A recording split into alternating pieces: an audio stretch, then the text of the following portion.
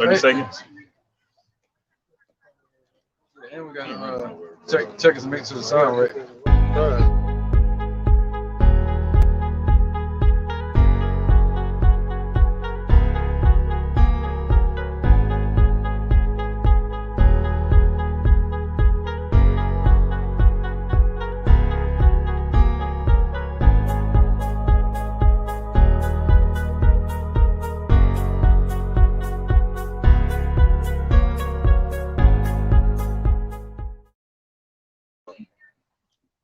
Let's go. All right, shalom, shalom. We the Hebrew Israelites. We come in week and week out to prophesy the downfall of this sinful kingdom, America known as Babylon in the scriptures. And before we begin, we want to give all praises to the Most High and the proper names in the Hebrew tongue. Cow, Eliam, La, Yahweh, Ba'ashem, Yahweh Shai, Ba'ashem, Ha, Rakah, Kodash, Mama. Double honors to the elders and apostles at Great Millstone who rule well, and double honor to our elder as well, Hawan bin Yasha'Allah. Shalom. All right. So we come out here week in and week out to prophesy the downfall of the sinful kingdom, Babylon the Great, which is America. All right, but how is it going to fall? All right. What is it referred to? What do you see oftentimes in the Bible? It said the Lord of hosts. That word host means army. And who is his number one army that walks this earth right now? The children of Israel, the sons of God. And he has given them a certain amount of power to do his will and promote his will and praise his name, Yahweh, in the name of his dear son throughout this earth. All right, he said he won't stop until he make Israel a praise throughout the earth. So how is that going to happen? How is the destruction of America going to happen? How is Esau going to be brought to his low condition that he's supposed to be in? Because right now they're in a heavenly state. But that Lord of hosts is going to raise up the elect of Israel. All right. Hey, down on my battle axe and weapon of war. Somebody get that real quick. The Lord of hosts, which his name is Yahweh, was going to send the God of war, his son, Yahweh Shai, to destroy his place. But first, he's going to send the spirit first to destroy this place and take the mirth out of the land. And then he's going to send a swift destruction through the hand of his people, Israel. Somebody bring it out. Whoever find it first. What? Down at my battle, it's in Jeremiah. I got you. All right. This is Jeremiah 51, verse 20. Thou art my battle axe and weapons of war. That's plural. Fine. For with thee will I break in pieces the nations, and with thee will I destroy kingdoms. Oh, so what is the kingdom that's running this earth right now? We're at the feet of this thing, and spoken about in the statue of Nebuchadnezzar. So Esau's ruling right now. You're witnessing Rome ruling. The rebirth of Rome is with America. And who's funding it? The European Union and NATO. All right. So now the battle axe and weapon of war is talking about the children of Israel. With thee will I destroy nations. And what nation is he talking about? The nation of Edom. Those people right there that are ruling the world, the banking elite. This is Job chapter 9, verse 24. The earth is given into the hand of the wicked. He covered the faces of the judges thereof. If not, where and who is he? So it's all been set up and designed by Yahweh Ba'ashem Yahweh Shai. He gave the earth to the hand of the wicked. All right. And he covered the faces of the judges. So he put lies out here on the earth and made everybody believe that the son of the Most High looks like a so-called white man. Amos 9 and 8. Behold, the eyes of the Lord Yahweh are upon the sinful kingdom. And what does that mean, the eyes of the Lord? The angels are watching from heaven, and you got the men of the Lord out here watching as well, sighing and crying for all the abominations that's done in the midst. Go ahead. I will destroy it from off the face of the earth. So the Lord is going to destroy this kingdom that's set up by these devils, man. He's going to destroy the red dragon and the beast, man. All right, so he's going to destroy the fascists of NATO, the European Union, and America, all in one walk. But he built up the nation of Edom, just like he built up Egypt, and he made everybody fear Egypt, just like he's making everybody fear Esau, the so-called white man in America. Yes, why? To show his praise upon the earth and to show that he's the true power and to prove that they're just nothing but mere men and that we are the gods that were set up to roam this earth. Give him the power from Yahweh Ba'ashem Yahweh Shai. Right. All right, somebody get that Acts 1 and 8. Huh?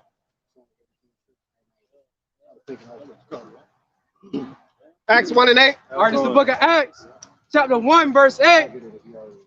But ye shall receive power after that the Holy Ghost is come upon you. All right, so after the Holy Spirit has come upon us, we shall, after the Holy Ghost, because you have the Holy Spirit, which is the Spirit of truth, but you also have the Holy Ghost, which empowers you and gives you strength to do angelic things. So you're going to have people that look like humans, that are humans, that are going to be risen up, having spiritual powers.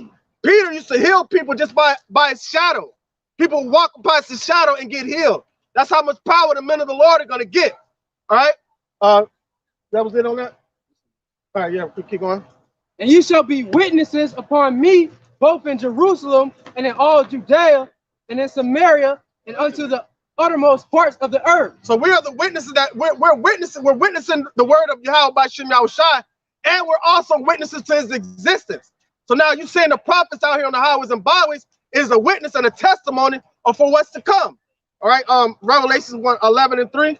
This is Revelations. Go ahead. This is Revelations 11:3. And I will give power unto my 2 witnesses, and they shall prophesy 1,260 days, clothed in sackcloth. All right, so now we're clothed in sackcloth, meaning clothing and articles of mourning. Just like Yahushua came, he didn't come in a priestly robe. He didn't come in a priestly garment. He came in riding on a donkey, putting himself a little lower than the angels, feeling the affliction and the burden for the sins of Israel. All right, but within those people, he said he's going to give power to the meek and the lowly. All right, keep going. All the way to 5. These are the 2 olive trees and the 2 candlesticks standing before the God of earth. All right, that's the northern and the southern kingdom being brought back together to prophesy against these nations. They were sent out to prophet against different nations and kingdoms. Zechariah chapter 11, verse 14.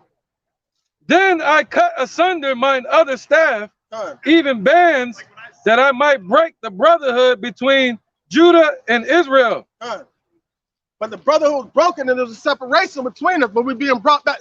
Somebody get Sirach 33:16. That's right. All right. So Israel, I think it's 33:16. All right, or 39:16. 33:16 or 39:16. That's the split. That's the split with Jeroboam and Rehoboam after King David. No, after Solomon. All right. Go ahead. This is Isaiah chapter 11, verse 12. And he shall set up an ensign for the nations, and shall assemble the outcast of Israel, and gather together the dispersed of Judah from the 4 corners of the earth. All right, so now you're witnessing that enzyme is talking about Yahushua. Isaiah 34:16, real quick. And that enzyme was spread the spirit on the children of Israel that brought them back together through the spirit. Yep. All right, go ahead. Then the envy of Ephraim shall depart, and the adversaries of Judah shall be cut off. Ephraim shall not envy Judah, and Judah shall not vex Ephraim. So the ones that are walking in the spirit of Yahweh by Shem Yahushua, there'll be no more war between the northern and the southern kingdom. They're going to be brought back together through the spirit. All right, somebody get that Isaiah 34:16, Baba Kusha. This is Isaiah chapter 34, verse 16. Seek ye out of the book of the Lord, Yahweh Bashem Yahushua, and read. No one of these shall fail, none shall want her mate. Did it say seek out of the Quran? No. Did it say seek out of the book of the dead? No. It says seek out of the book of the Lord and read. None of these prophecies shall fail. All right, keep going. For my mouth it hath commanded, and his spirit it hath gathered them. All right, so the mouth of the Lord are his prophets that come out, and the spirit is what gathers them together. Keep going. Go ahead. Let him bring this piece up out real quick. That was it? All right, go ahead. Verse 17 of Isaiah 34. And he hath cast the lot for them, and his hand hath divided it unto them by line. They shall possess it forever. From generation to generation shall they dwell therein. All right, so that's talking about the land of Israel. And this is all of because we're the children of the promise. And that land was promised to us. And we're not in that land right now because our power was taken away from us. But our power is being restored back unto us to this day. That's why we're able to stand up with great boldness in the face of our oppressors. Somebody want to get that? Wisdom of Solomon on chapter 5, verse 1? Go ahead. This is Jeremiah chapter 50 and verse 33. Thus saith the Lord of hosts, the children of Israel and the children of Judah were oppressed together, 36. and all that took them captives held them fast. They refused to let them go. All right, all that took them captive. Took who captive? The Negroes, Latinos, and Native Americans that have been afflicted on this earth ever since we can remember. Those are the children of Israel. Those are the ones that are rightfully belong to the Lord. They try to teach us that Cesare Borgia, all right, a so-called white man, the son of the sixth Pope of Rome, was our Messiah. Right? Every other nation on this earth has a God that looks like them, but the children of Israel, but the Negroes, Latinos, and Native Americans. They gave us their God. But our true power, our true God looks like us. That's what empowers us. That's why they took the image away. Go ahead. This is Sirach, chapter 17, verse 17. For the division of the nations of the whole earth, he set a ruler over every people, but Israel is the Lord's portion. All right, so he set a ruler over every people. All right, so these are all the nations. There's 18 nations that's on this earth. But he chose one particular nation of people, right, to be close, to be dear to him, to be the gods that roam the earth. So now there was a split between the northern and southern kingdom. But through the power and spirit of Yahweh Bashim Yahushai, they're going to be brought back together. Bring that out real quick. Sirach, chapter 36, verse 11. Gather all the tribes of Jacob together and inherit thou them as from the beginning. As from the beginning, man. We are the foundation of the earth. But they try to tell us different. They try to label us as minorities. But there's only one nation on this earth that lacks pigmentation. Wouldn't they be the minority? All right? There's only one nation on this earth that stands out of the rest. Because the Lord said you are despised among the heathen. Go ahead. And it's the book of 2 Ezra, chapter 6 and verse 54. And after these, Adam also, whom thou madest Lord of all thy creatures. Now, all right. Of him come we all. So we all come from Adam through Noah. Remember the flood where he destroyed everybody but the 8? So now all the bloodlines of the nations of this earth come from Ham, Shem, and Japheth. We come from the bloodline of Shem. But they try to tell us we're Hamitic. We're not Africans. Africans don't claim us. What people do you know will let their people get taken out of their land and not go try to fight back for their people? Because they know that we're not their people. They sold us into slavery to the Europeans. We're not them. But they try to hide who the true Jews are, man. But the Lord, through his spirit, are going to gather the Negroes, Latinos, and Native Americans back together. Go ahead. Of him come we all, and the people also whom the Lord, whom thou hast chosen. Oh, so you mean the Lord believes in segregation? Did he set apart a nation of people to himself and said he don't care about the rest of the world? Scripture said he did that. Go ahead. All this have I spoken before thee, O Lord, because thou madest the world for our sake. So the world was made for our sake. But the elder read earlier, the earth was given into the hand of the wicked, right? To show the world who the wicked is and show the world who the righteous is. So this world was made for our sake. The scripture said when the wicked bear rule, the people mourn. All right, but when the righteous bear rule, the people rejoice. Go ahead real quick. Go on. Finish on that. One more verse. Yeah, as for the other people, which also come of Adam. So all other 17 nations, which also come of Adam, what did the Lord say? There you go, real quick. Go on. Zephaniah 2 and 12. Ye Ethiopians also, ye shall be slain by the sword. So those Africans shall be slain by the sword also, because they're not our people. And what else for the rest of these devils? As for the other people, which also come of Adam, thou hast said that they are nothing, but be like unto spittle, and hast likened the abundance of them unto a drop that falleth from a vessel. So drop from falling from a vessel. So that's how he feels about the other nations. But guess what? About this merciful power named Yahweh and his son Yahushua. He's going to show mercy to 16 of those nations, right?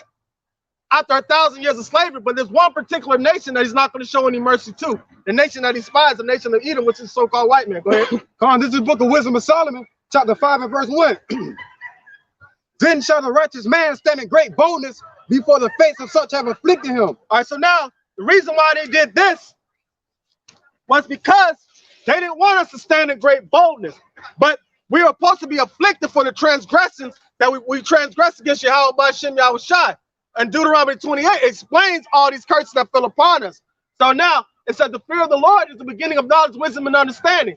So when you trust in the fear of the Lord, you understand there was a purpose for this.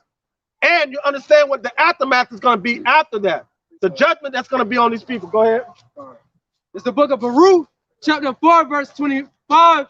My children, suffer patiently the wrath that has come upon you from Yahweh, for thy enemy have persecuted thee, but shortly thou shalt see his destruction and shalt tread upon his neck. Oh, so the Lord despises this devil so much that he put the spirit on this devil to persecute the children of Israel, to be the one that punishes, so he have a reason to destroy these devils, man. The Lord is the author of a perfect balance. All right, go ahead. This is Amos chapter 3, verse 1. All right, real quick, but if you understand that, you will understand the true judgment of Yahweh by Shem Yahushua. Because what does it say? What is it, Micah? I've loved y'all, but thou say, whereas thou have loved us.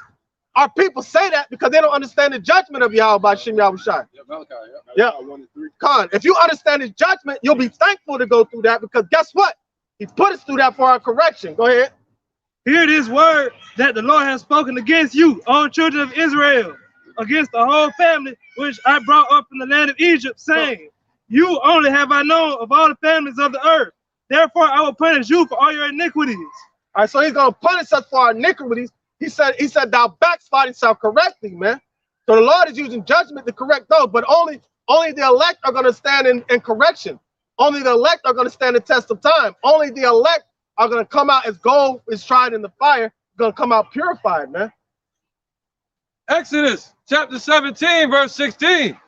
For he said, behold, because the Lord hath sworn that the Lord will have war with Amalek from generation to generation. All right, so now the Lord will have war with Amalek from generation to generation. Now, if you understand that, you'll understand who these devils are.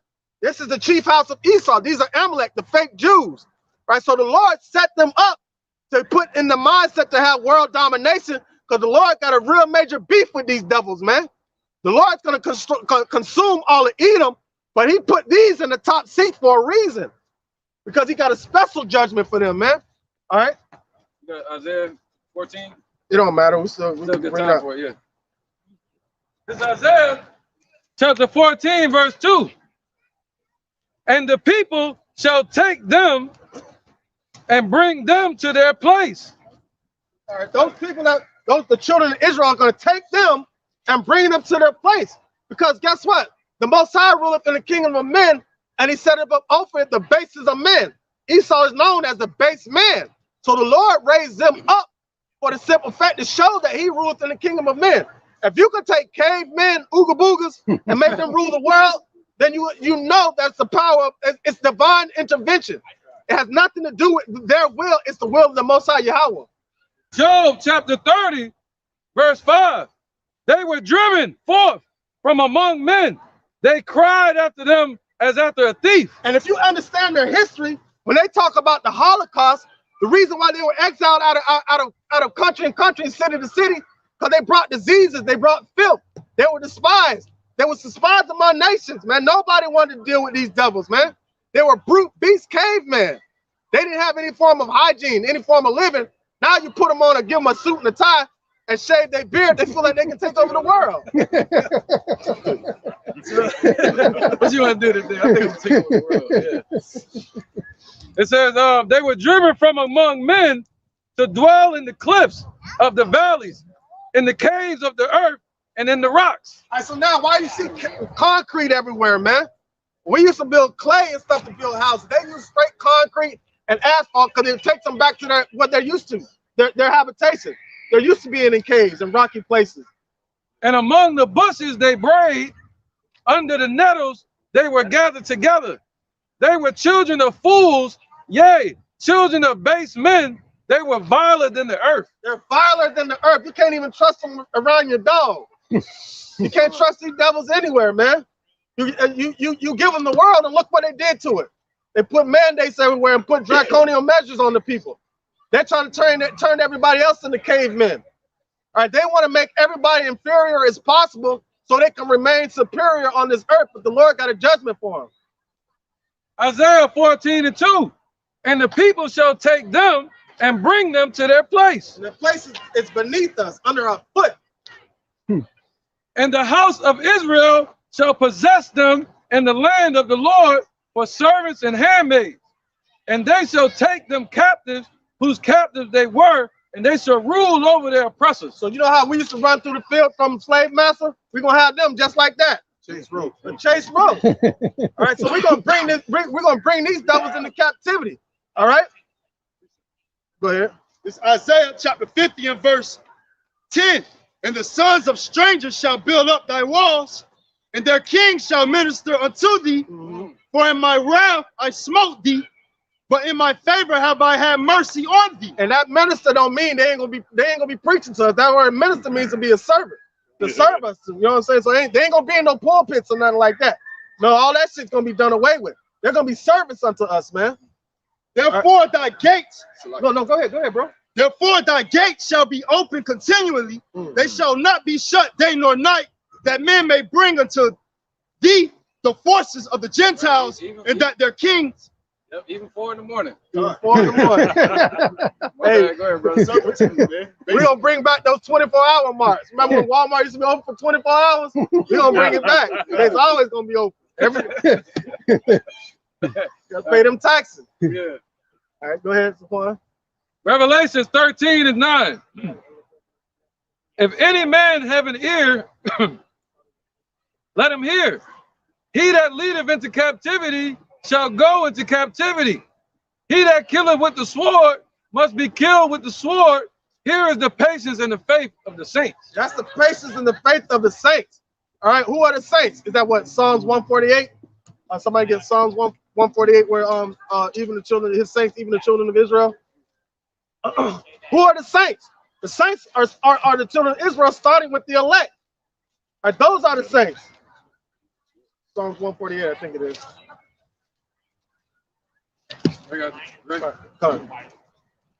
This is Psalms 148, verse 14.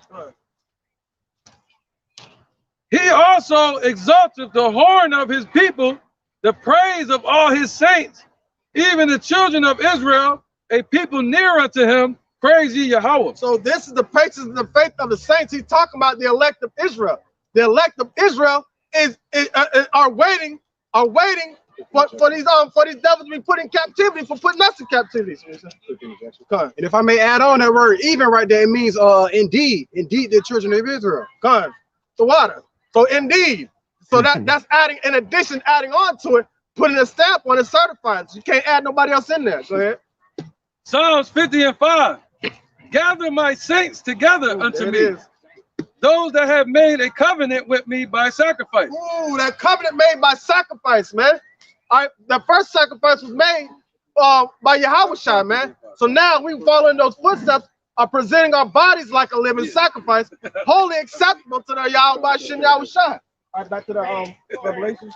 This is Revelations chapter 11, starting at 3. And I will give power unto 2 witnesses, and they shall prophesy 1,200. Because the Negroes, Latinos, and Native Americans need to hear this. They're the children of Israel. Our women are true princesses, man. Daughters of the Most High Yahweh, man. They're going to be protected in that day, man. The ones that truly believe in his name, he's going to work miracles, man. He's gonna make Israel a praise throughout the whole earth. Everybody shit on us every instance we're on this earth, man. Everybody, whenever all these nations, there's a scripture on, if anybody can find it, says, what nations have not had a hand in putting their hand on the children of Israel? Every single nation has had their hand on us, man. But the Lord said he won't stop until he made Israel a praise on the earth. Go ahead. If they shall prophesy 1,200 in 60 days, clothed in sackcloth. All right, so in the articles of mourning, man. But we're in the articles of mourning. Like 400 years. Yeah, so 400 years in the clothing of mourning, right, in sackcloth, taking the mirth out of the land. Because it's dreadful to these people to see us out here on the highways and byways talking about their livelihood. They ain't gonna be able to kick soccer balls and throw frisbees no more. The Lord gonna destroy all that. They're gonna be drawers of water and hewers of wood. That's what they're gonna be throwing. Walls, yeah. Throwing stones and building up our walls. You know what I'm saying? That's what they're gonna be doing. Go ahead. Precept. Go ahead. All right, go ahead real quick. This is Sirach chapter 40, verse 2. It says, their imagination of things to come and the day of death trouble their thoughts and cause fear of heart. And they don't show the fear, but the fear is there because all these other nations are going to go into slavery under the children of Israel. All right, if you're not of the Negroes, Latinos, and Native Americans, prepare for slavery. It doesn't matter how you look at it. You can frown your face, look crazy. It's gonna happen. I didn't bring that out. The Lord said it. Thus saith Yahweh Shem Shai. Go ahead. All right, go ahead. And this is First Maccabees chapter 2, verse 10. What nation hath not had a part in her kingdom and gotten of her spoil? The water, brother. What nation has not had their spot? Everybody come form the confederacy against us. Let us break their bands asunder. They took away our laws. They helped in our transgression. They're like, oh yeah, they sinning anyway. Let's help them promote more sin, because they knew the more we engaged in sin, the more the Most High was going to get mad at us. That's how we got exiled out of our land. But they didn't think, hey, but we're still the apple of his eye. He was only mad for a moment. He's going to bring us back because he made a promise. And the Most High stands by his word because he created the word. And the word is Yahweh Shai. Go ahead. All right, this is the book of Zechariah, chapter 2, verse 8. For thus saith the Lord of hosts, after the glory have he sent me unto the nations which spoiled you. So we're sent unto the nations that spoil us. And we're also sent to our nation to give them hope. And the ones that to get to the ones that believe and they're looking for the light, and give destruction to the ones that don't believe, that like to dwell in darkness, and give this destruction to these other nations. Go ahead. For he that toucheth you toucheth the apple of his eye. But the Lord let them have any kind of way with us, so they feel like there's no more hope in us. They feel like that we're gonna stay in this lot forever. But they don't think the Lord loves us. These other nations think that we're the spies. They think that we're in the proper place that we need to be. But the Lord gonna show them something different. Go ahead. Got a precept. All right, real quick. Yeah, Second Maccabees chapter 6, verse 12. Now beseech those that read this book that they be not discouraged for these calamities, but that they judge those punishments not to be for their destruction, but for a chastising of our nation. I remember being outside one day, right? And the whole neighborhood was acting a fool. They were doing construction work, and they left the construction, like the bulldozers and everything out there, right? So all the kids jumping on one kid, turned one of them on. That shit shut up and knocked over a mailbox, tore up some trees, tore up the whole neighborhood, right? But I was trying to get in the midst, having fun with the other kids. My mom came outside and snatched me, right? My mom beat the hell out of me. But I'm like, man, they out there doing it. But my mom said, I'm not worried about them. Let them go out there and be foolish. But I'm going to make sure you're not out there being a fool. So understanding that the chastisement that the Lord gives us, he's purifying us and making us perfect in his eyes. All right, so we won't have to endure that anymore. All right, back to the Revelation real quick. No, you had a precept. Go ahead. This is the book of Ecclesiastes 10, verse 7. I have seen servants upon horses and princes walking as servants upon the earth. So you have seen servants on horses, man, and princes walking upon the earth. Meaning, that's talking about Esau riding around these horses. It's a statue. I don't know if it's Andrew Jackson. Downtown. No, it's one where they got a Gadite and a Edomite on a horse, and a Gadite and a Judite in shackles, chained behind them. So that's literally what that scripture is talking about, man. And the things that are written the foretime were written for the learned. It's nothing new under the sun, man. The Lord spoke of all this before it even happened. It's just being manifested right now, man. Go ahead. All right, this is the book of 2 Timothy, chapter 3, verse 16. All scriptures is given by inspiration of Yahweh. So all scriptures given by inspiration of the Most High, man. So anybody want to say that this book was written by man? Okay, you can say that, but it was man inspired by the truth, by the spirit of Yahweh, by Shem Shai. Go ahead. And is profitable for doctrine. And it's profitable for doctrine. So if you want to go according to the guidelines of this system, so be it. That would be to your own destruction, because there's a way that seems right unto a man, but the end thereof are the ways of death. But if you want to see power of Yahweh by Shem Shai, you got to be inspired by the words of this book. All right, go back to that. This is Revelation. Oh, you have some more? All right, 11 and 4. Hold on real quick. Let him finish that. All right, for reproof, for correction, for instructions on righteousness. All right, so in righteousness. For reproof, instruction, and correction on righteousness, man. So if somebody's trying to teach you how to do something right, that means that's in the term of endearment. They have something special. There's a tender spark for you in their heart, meaning their mind. So the meaning their mind is on you. So the Lord's mind is on his children, man. All right. So now he's going to correct his children to make them perfect. Yes, Simone?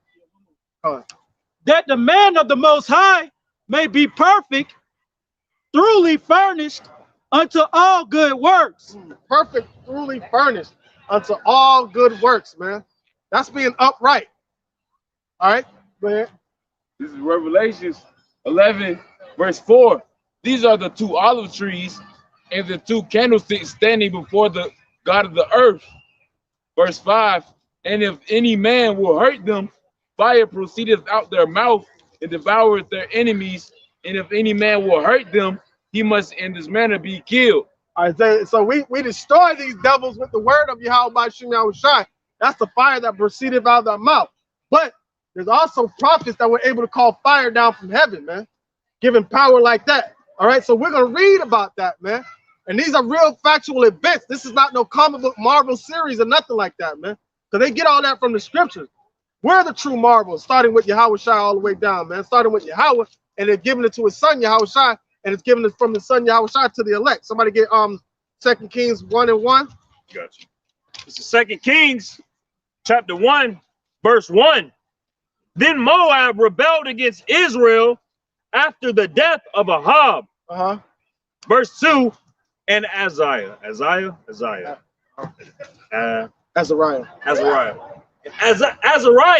fell down through a lattice in his upper chamber that was in Samaria and was sick. And he sent messengers and said unto them, go inquire of Beelzebub, the god of Ekron, whether I shall recover from this disease. Oh, let's try to skip that word. but check this out. So you had somebody going acquiring of the devil because they were sick, right? What does that sound like? Let's move that to present day. All right, keep going. Verse 3. But the angel of the Lord said unto Elijah the Tishbite, arise, go up to meet the messengers of the king of Samaria, and say unto them, it is not because there is not a power in Israel. Right, so is it not? Like, Is it not because there is not a power in Israel that ye go to inquire of Beelzebub? Is it not because it's what Yahweh by Shai doesn't exist that you gotta follow these mandates? Huh? Come on, man.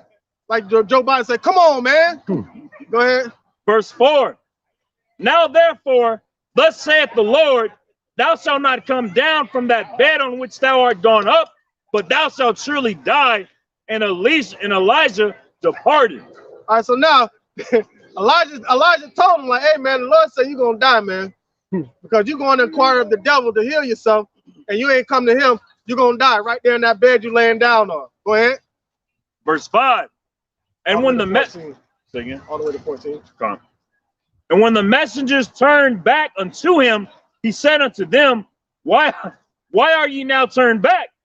And they said unto him, there came a man up to meet us and said unto us, go turn again unto the king that sent you and say unto him, thus saith the Lord, is it not because there is not a power in Israel that thou sendest to inquire of Beelzebub? All right, so now the messengers that went to inquire of Beelzebub, the devil, right? They turned back. They're like, well, why you came back so soon? He's like, man, hey, this prophet of the Lord said we might as well not even go there because you finna die. Plain and simple, right? So now watch what's happening. Therefore thou shalt not come down from that bed on which thou art gone up, but thou shalt surely die. All right, so now just check this out. That's the power the prophets had back then, man. People listen when the prophet said nothing. But our people are so the minds in their mind, they don't even listen to the words of the prophets come out of the prophet's mouth because they don't understand it to be the words of the Most High, man. Yahweh by Shai. Go ahead.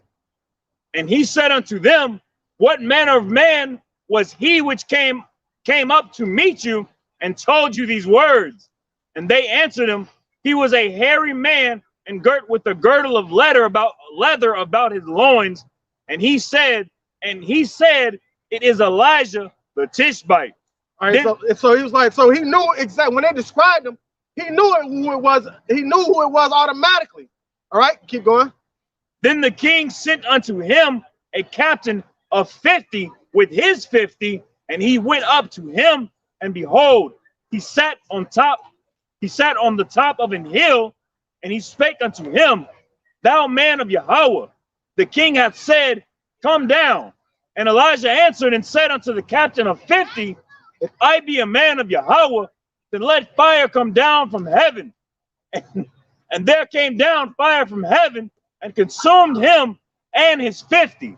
All right, so there came fire. He called fire down from heaven and consumed the 50 soldiers that were set to bring him down off the hill, off the mountain, and go answer to the king of the Samaria. All right, so he was able to call fire from heaven, man. And in a sense, we're calling upon the same fire from heaven to come destroy this place in these times, man. So we have the power to call fire from heaven with these prophecies. We have to get out here and do the work. Go ahead. This is John 14:12.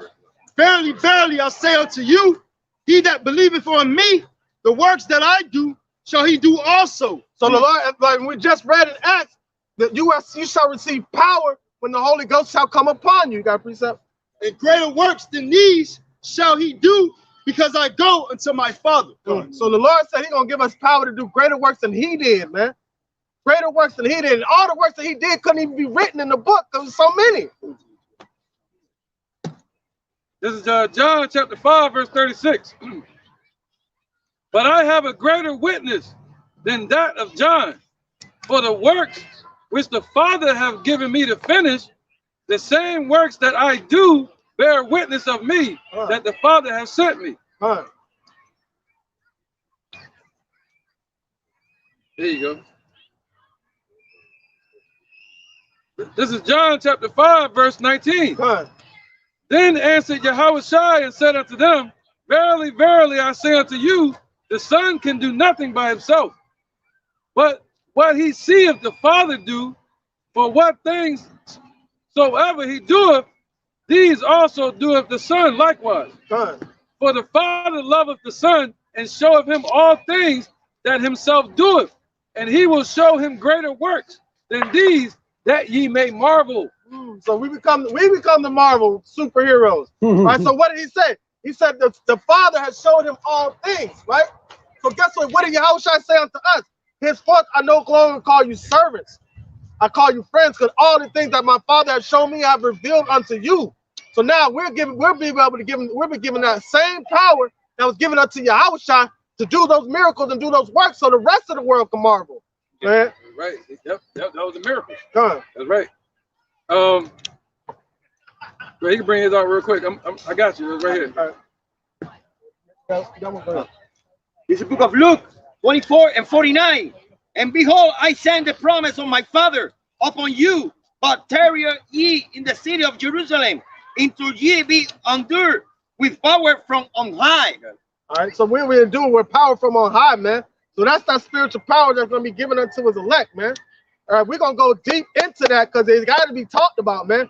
Because guess what? These devils are going to come with draconian measures, man. Like, you think it's bad now, it's going to get 20 times worse. And the Lord wants it to get worse. Just like he hardened the heart of Pharaoh, he's hardening the heart of Esau, man. He wants Esau to get buck wild because the Lord's going to get buck wild. Go ahead. John 14:9. Yahushua saith unto him, Have I been so long time with you, and yet hast thou not known me, Philip? He that hath seen me hath seen the Father. And how sayest thou then, Show us the Father? Believest thou not that I am in the Father, and the Father in me? The words that I speak unto you, I speak not of myself, but the Father that dwelleth in me, he doeth the works. So that the Yahushua, even him being the son of the Most High Yahweh, denied himself and came down here strictly to do the will of the Father. So him coming in representation of the Father, in the name of the Father, right? You've seen the Father, because can nobody physically see the Father because they won't be able to live. But through Yahushua's life, the way you'll be able to see the Father. Go ahead. Right, and just like the brother Thanyala brought out, they said these works that you've seen gonna do that and greater. That's the next couple verses down. But now this is Paul speaking. 1 Thessalonians, Paul was doing miracles too. 1 Thessalonians 1 and 5.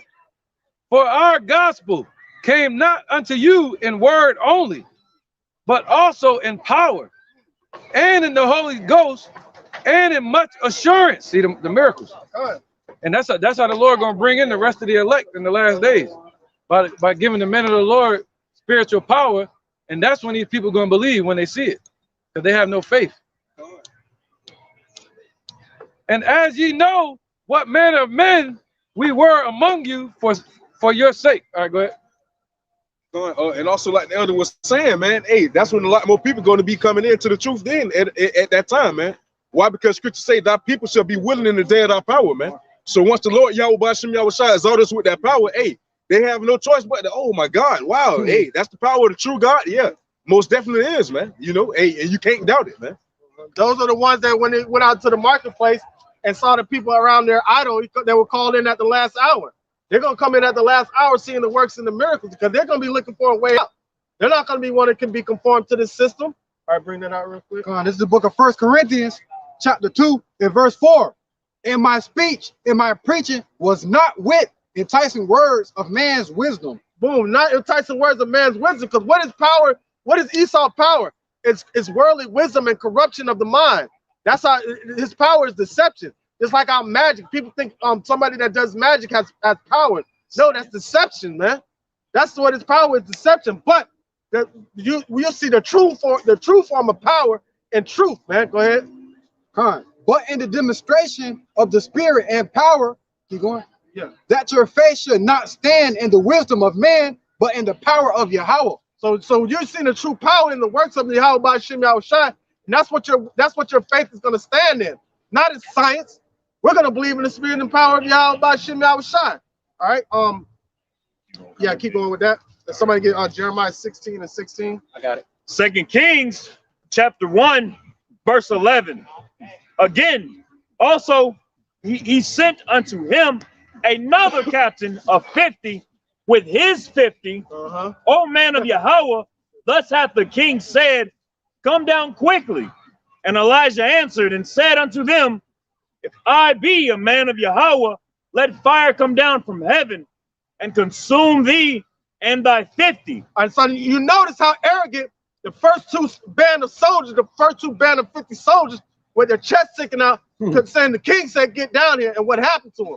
He consumed them with fire. Elijah called fire down from heaven and consumed them. Keep going.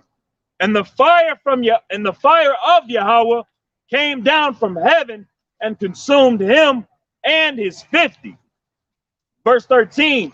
And he sent again a captain of the third 50 with his 50, and the third captain of 50 went up and came and fell on his knees before Elijah and besought him and said unto him, O man of Yahweh,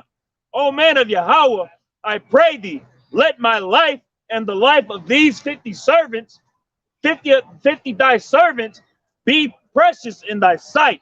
All right, so now that's how humbling our people are going to say, in the day of thy power, thy people shall be willing. So that's how our people are going to be in that day when they see the spiritual power on the elect. They're going to come in a humbling sense, hey, we want to go with you. He said, I shall make a man a hiding place and a covert from the tempest and the destruction. Go ahead. This is the book of Malachi, chapter 3 and verse 16. Then they that feared the Lord spake often one to another, and the Lord hearkened and heard it. And the book of remembrance was written before him. For them that feared the Lord, and they thought upon his name, and they shall be mine, said the Lord of hosts. And in that day when I make up my jewels, and I will spare them as a man spared his own son that serveth him. So that's all for the elect, man. Yep, that's from the foundation all the way till now. Right. All right. Somebody, Jeremiah 16 and 16. Yeah, I want to go ahead. This is Psalms 110 and 3. Thy people shall be willing in the day of thy power. So our people are going to, our people that really are looking for answers in that day, they're going to be that example of that last 50 that said, thou man of the Lord, if I find favor in thy sight, they're going to come in a humble manner. So they're going to want to know where that power comes from. They're going to be seeking that power, man. Right. Just like you have a pirate or captain of the sea, the Shemayim, going around to hunt out treasures. And we would be the Jews, and the Lord, making us clarity, giving us clarity. And polishing us, purifying us like gold. That's right. So at first, you got to give us clarity, and that goes back to the purity of the spirit. All right, go ahead, brother. The book of Isaiah, chapter 12, verse 12. I will make a man more precious than fine gold, even a man than the golden wedge of Ophir. And they used to go to Ophir to get the purest gold, man. So now the Lord is making us that purifying us and making us that perfect, man. So he said, make a man more precious than fine gold. Was that 12 or 13? It's like 13 and 12. Yeah, go ahead. All right, precept. It's the book of Isaiah, chapter 49 and verse 19. So shall they fear the name of the Lord from the west, his glory from the rising of the sun. When the enemy shall come in like a flood, the spirit of the Lord shall lift up a standard against him. All right, so now and that's that standard that was lifted up. That was 59, right? All right. That's that standard that was lifted up with Elijah when he called fire to come down from heaven, man. All right, so something divine is gonna happen when those martial law troops come in, when those martial Gurkha troops and martial law troops come in, all right, to make them turn and run. So that's divine intervention. You seen a military come in with guns like this here, and it's gonna make them drop their guns and haul ass. Man, that's the spirit of the Lord being placed on the elect, man. Hey, may I add on? You know that word standard goes into having a way to escape, all right, or to take flight. Come on. The Lord gonna make them get the hell on. 2 Timothy 2 and 12. If we suffer, we also shall reign with him. If we deny him, he will also deny us. Oh, man. If we believe not, yet he abideth faithful. He cannot deny himself. Boom. If we suffer, so we have to choose suffering. Somebody get a Hebrews 11 and 24. We have to choose suffering. Who else chose suffering? Moses chose suffering because he could have lived as a king, but he chose suffering to bear the affliction with his people. All right. If we choose to suffer, man, we're going to reign with them. Go ahead. Hebrews 11 and 24. This is Hebrews chapter 11, verse 24. It says, by faith, Moses, when he was come to years, refused to be called the son of Pharaoh's daughter, choosing rather to suffer affliction with the people of the Most High, than to enjoy the pleasures of sin for a season. So you got 2/3 of our people that are not going to be filled with the power of the Lord because they enjoy the pleasures of sin. When Moses, through faith, rather chose affliction than to live like a king, man. All right, in his old age. And if I may add on, that's going back to the sense like the brother stated that we call him down, fight from heaven like Elijah, man. Why? Because 2/3 of our people and also these heathens, they're saying that their God, you know, Jesus, Buddha, Allah, whatever the case may be, what their God want is prosperity in this world, man. But we tell him that our God, Yahweh Bashim Yahweh Shai, is about to destroy this place called America, man. You know, he's going to make it rain 200 million missiles, but yet you telling me you're blinded by the God of this world where you want this place to continue forever, man. You know, so therefore you're going to be destroyed right along with this place. And it's all done by the will of the Most High. But he sent his prophets out with that spirit of his son, and we're actually calling that fire to come down from heaven, man. We're calling that destruction to come down right now in the spirit of Elijah. It said the least of you shall be greater than John, and John was Elijah reincarnated. So we're in that same spirit calling down that fire. You got a precept, bro? All right, go ahead. This is Amos chapter 9, verse 9. For lo, I will command, and I will sift the house of Israel amongst all nations, like a corn is sifted in a seed. So it's like the Lord's having a draft, and he's picking his warriors because he's the Lord of hosts, the God of armies, man. And he's picking his warriors, man. It's straight the most strategic battle strategy. He spread his army out throughout the four corners of the earth, and he's waking them up in the midst of the battle. The worst is the enemy that you don't know. Like these devils don't even know that their destruction is standing right next to them. He said, I have laid a snare for thee, and you haven't even known it. Go ahead. Yet shall not the least grain fall upon the earth. All the sinners of my people shall die by the sword, which say the evil shall not overtake nor prevent us. All right, and that's our 2/3 of our people not believing the words that's coming out of our mouth. The spirit of the Lord. Go ahead, Spawn. This is 2 Timothy 2 and 3, to my warriors.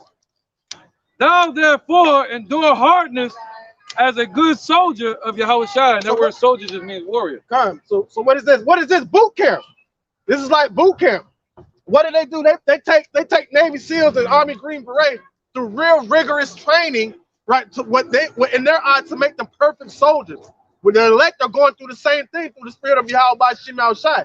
So the Negroes, Latinos, and Native Americans need to wake up to the fact that we're the Israelites of the Holy Bible, the Most High's true powerful warriors on this earth. Go ahead. They're calling down fire from the sky. Come. Through prophesying. Come. In prayer. Revelations 8 and 2.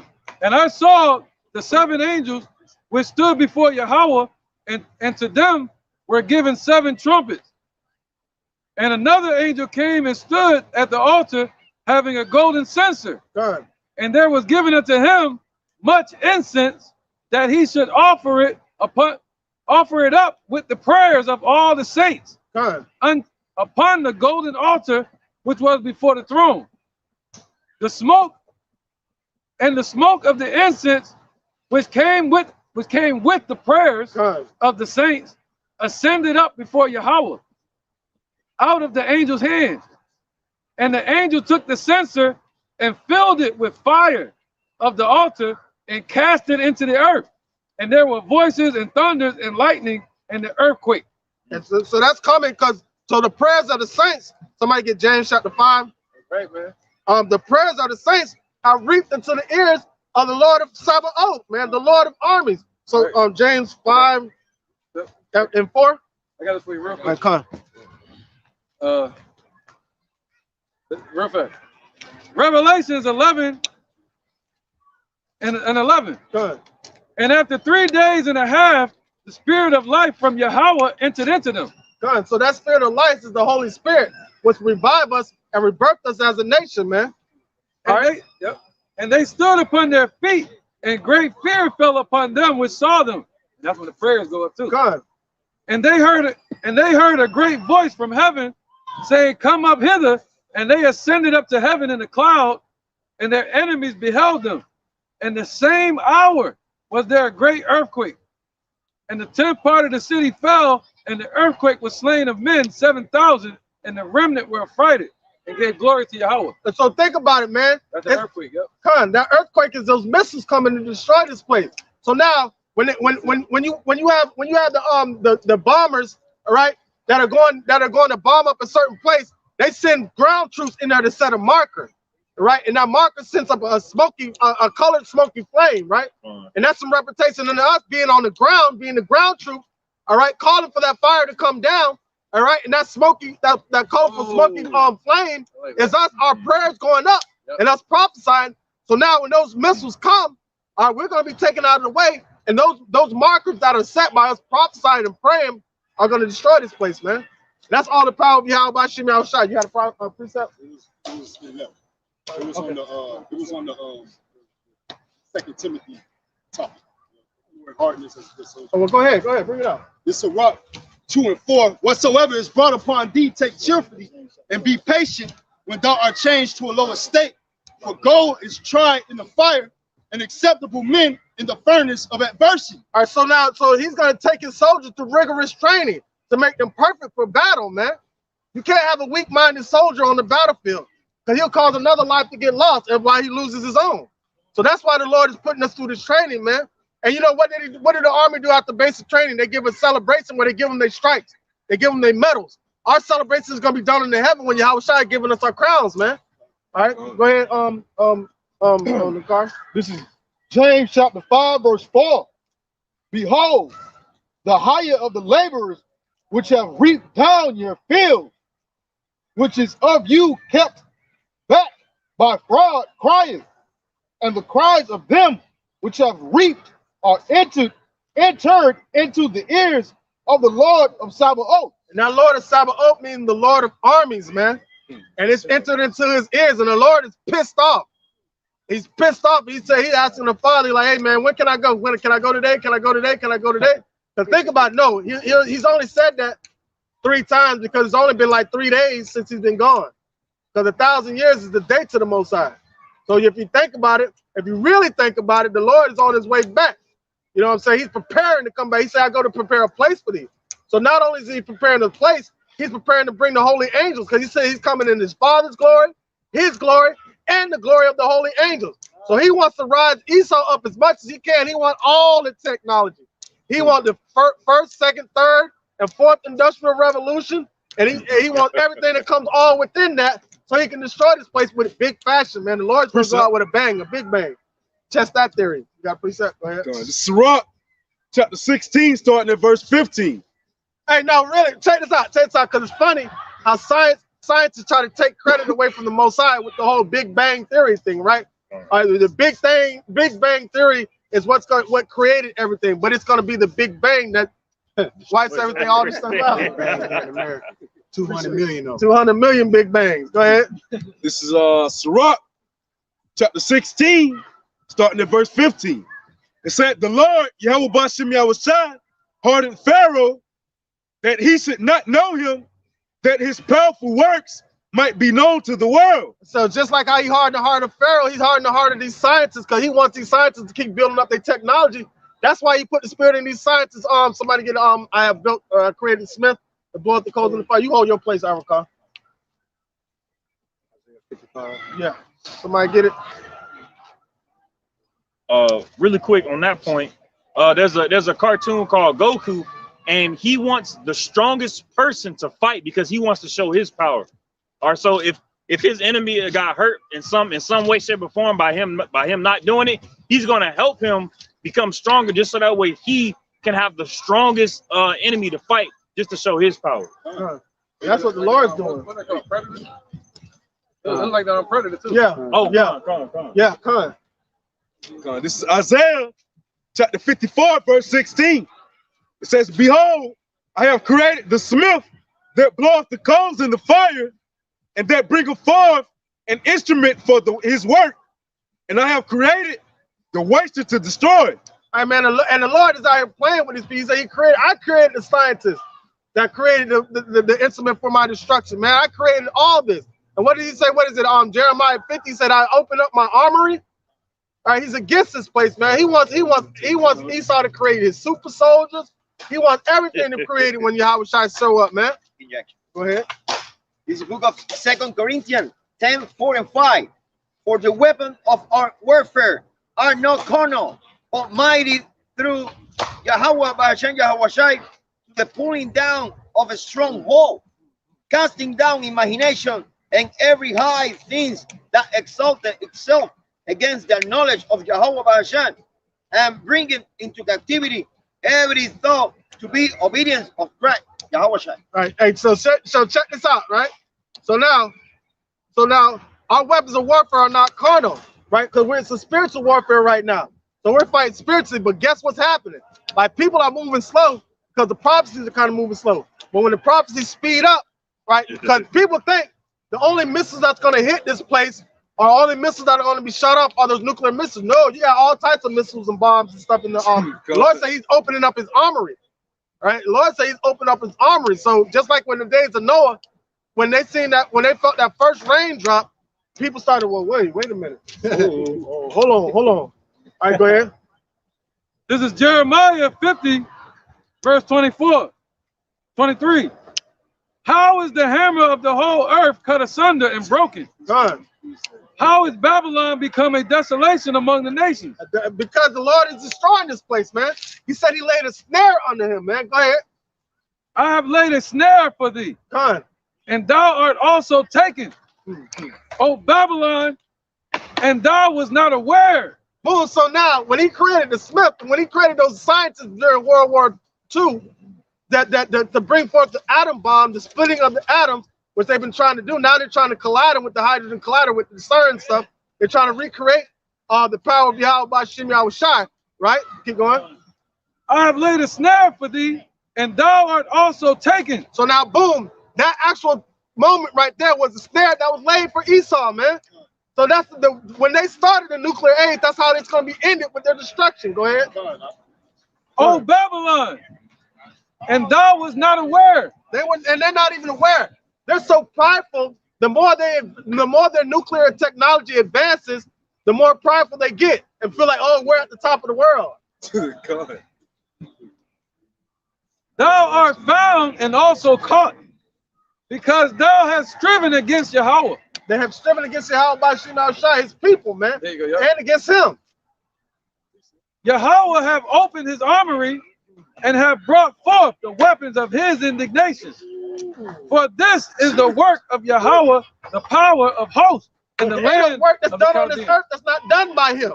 So all these weapons that are being built up are his influence. He's dealing with these scientists, man, directly. Go ahead. This is the book of 2nd Ezra, chapter 15 and verse 8. I will hold my tongue no more as touching their wickedness, which they profanely commit, neither will I suffer them in those things in which they wickedly exercise themselves. Behold, the innocent and righteous blood crieth unto me, and the souls of the just complain continually. And they're talking about the children of Israel, the ones that signed cry for all the abominations. Calling out. Calling for that fire to come down. Done. Precept.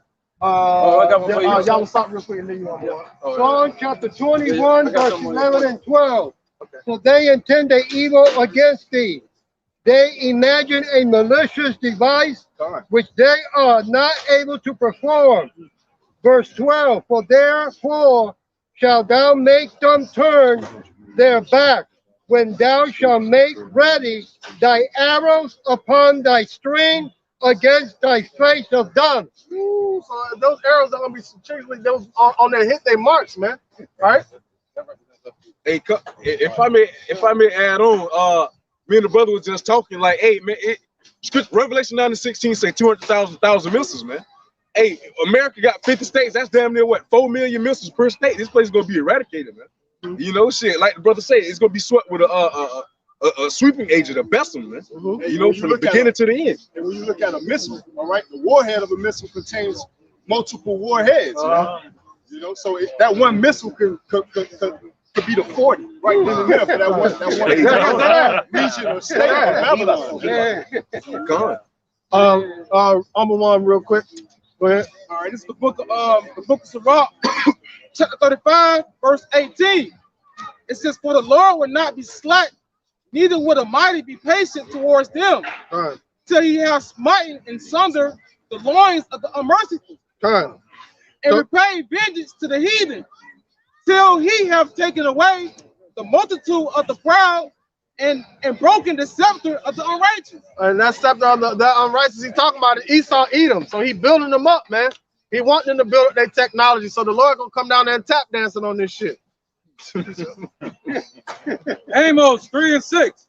Shall a trumpet be blown in the city, and the people not be afraid? So you think Esau doing all that? He coming up with all these bright ass ideas and all that? No, the Lord is doing all this. The Lord is bringing this evil upon the earth. Shall there be evil in a city, and Yahweh have not done it? He laid the snare. Come on, he laid the snare for them, man. He knew how to, man. Come on, he designed them and created them. He know what evil is and wicked does. I got to fix that. All right, real quick, car. All right. This is Jeremiah chapter 51, verse 25. Behold, I am against thee, O destroying mountain, saith Yahweh, which destroyeth all the earth. And I will stretch out mine hand upon thee, and will roll thee down from the rocks. So think about how is he destroying the earth with all his confusion, man. If you look at the amount of roadkill that be on the side of the road, where is that coming from, man? And it pisses me off, because what it is, it's an animal that's confused because his habitat was destroyed. Now he's walking around trying to find food and refuge someplace else, and he ends up getting hit by a car created by Esau. It all goes back to his wickedness, man. And now my children, we're walking down the road, we have to see dead animals stinking up on the side of the road. I mean, that's all, and because they're confused state, because this is baffling. This is all unnatural. And then, go ahead. But then even more, because there's so much concrete, of the natural order of nature can't even go about its ways, because there's no natural decomposers on the concrete. The ants might get to it. The flies might get to it. And the buses ain't gonna get to them because they don't want to get hit by cars. You know what I'm saying? So it's just like it's just messed up, man. Go ahead in the car. And it says, and roll thee down from the rocks, and will make thee a burnt mountain. A burnt mountain. The Lord gonna destroy this place, burn it all up. All right, you have one? Go ahead. This is the book of 2nd Esdras, chapter 51 through 55. Thou shalt be weakened as a poor woman with stripes, and as one chastised with wounds, so that the mighty lover shall not be able to receive thee. Would I with jealousy have so proceeded against thee, said the Lord? If thou hadst not always slain my chosen, exalting the stroke of thy hands, and saying over their dead ones I was drunken, set forth the beauty of thy countenance, the reward of thy whoredom shall be in thy bosom. Therefore thou shalt receive recompense. You gonna receive recompense swiftly, bro. Lord got a swift judgment for this devil, man. Because the Negroes, Latinos, and Native Americans have been afflicted by these devils. All right, who had a precept?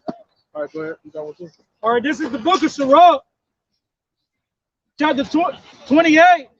I'm gonna start at verse 26. No, 25. Whoso casteth a stone on high, casteth it on his own head. Hey, what is that? The theory of relativity. What goes up must come down. All right, so that's the story of Esau. Go ahead. In a deceitful stroke shall make wounds. So the Lord is like catapulting them so high in the air, and He gonna let them go. And the moment He lets them go, they're gonna fall swiftly. He's like, what is? I saw Lucifer fall quickly like lightning to the earth. There you go. Whoso diggeth a pit shall fall therein, and he that set up a trap shall be taken therein. So he's taking his own demise, man. The Lord set them up, trapping this devil. He can't even see it. That's how powerful. Yo, if that ain't power, man, listen, this dude is walking around in darkness thinking that he can see in the dark because he created that darkness and he created a comfort zone for him. But what is he doing? He's creating his own destruction, and the Lord, and he doesn't even see it coming. All right, come. Don't know how they're killing all the animals. Yeah, come. This is Ecclesiastes 3:19. But that which befalleth the sons of men befalleth beasts. Even one thing befalleth them. As the one dieth, so dieth the other. Yea, they have all one breath, so that a man have no preeminence above a beast, for all is vanity. Yeah, all that shit is vanity, man. So it's like we ain't no better than damn animals. There should be respect for the animals, you know. Esau has no respect for the animals. No, not at all. And that's the thing. You got in my apartments, they cutting down all the trees, right? So they can have more of a river view, right? So so they can charge more money. But in the back of those trees is a whole bunch of raccoons, and the raccoons always come out at night to find food, eating at the dumpsters and stuff like that, right?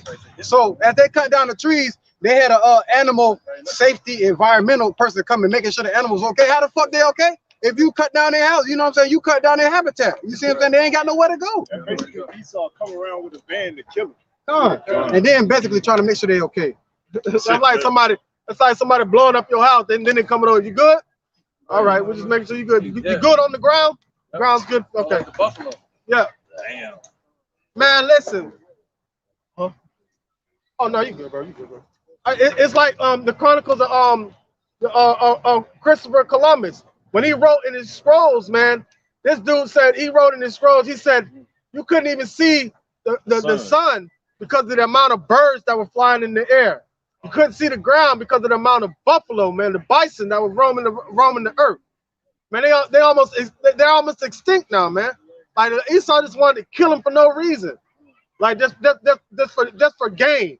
Just to kill him and take pictures with him like this. Come on, only the devil does stuff like that, man. Kill him for no reason.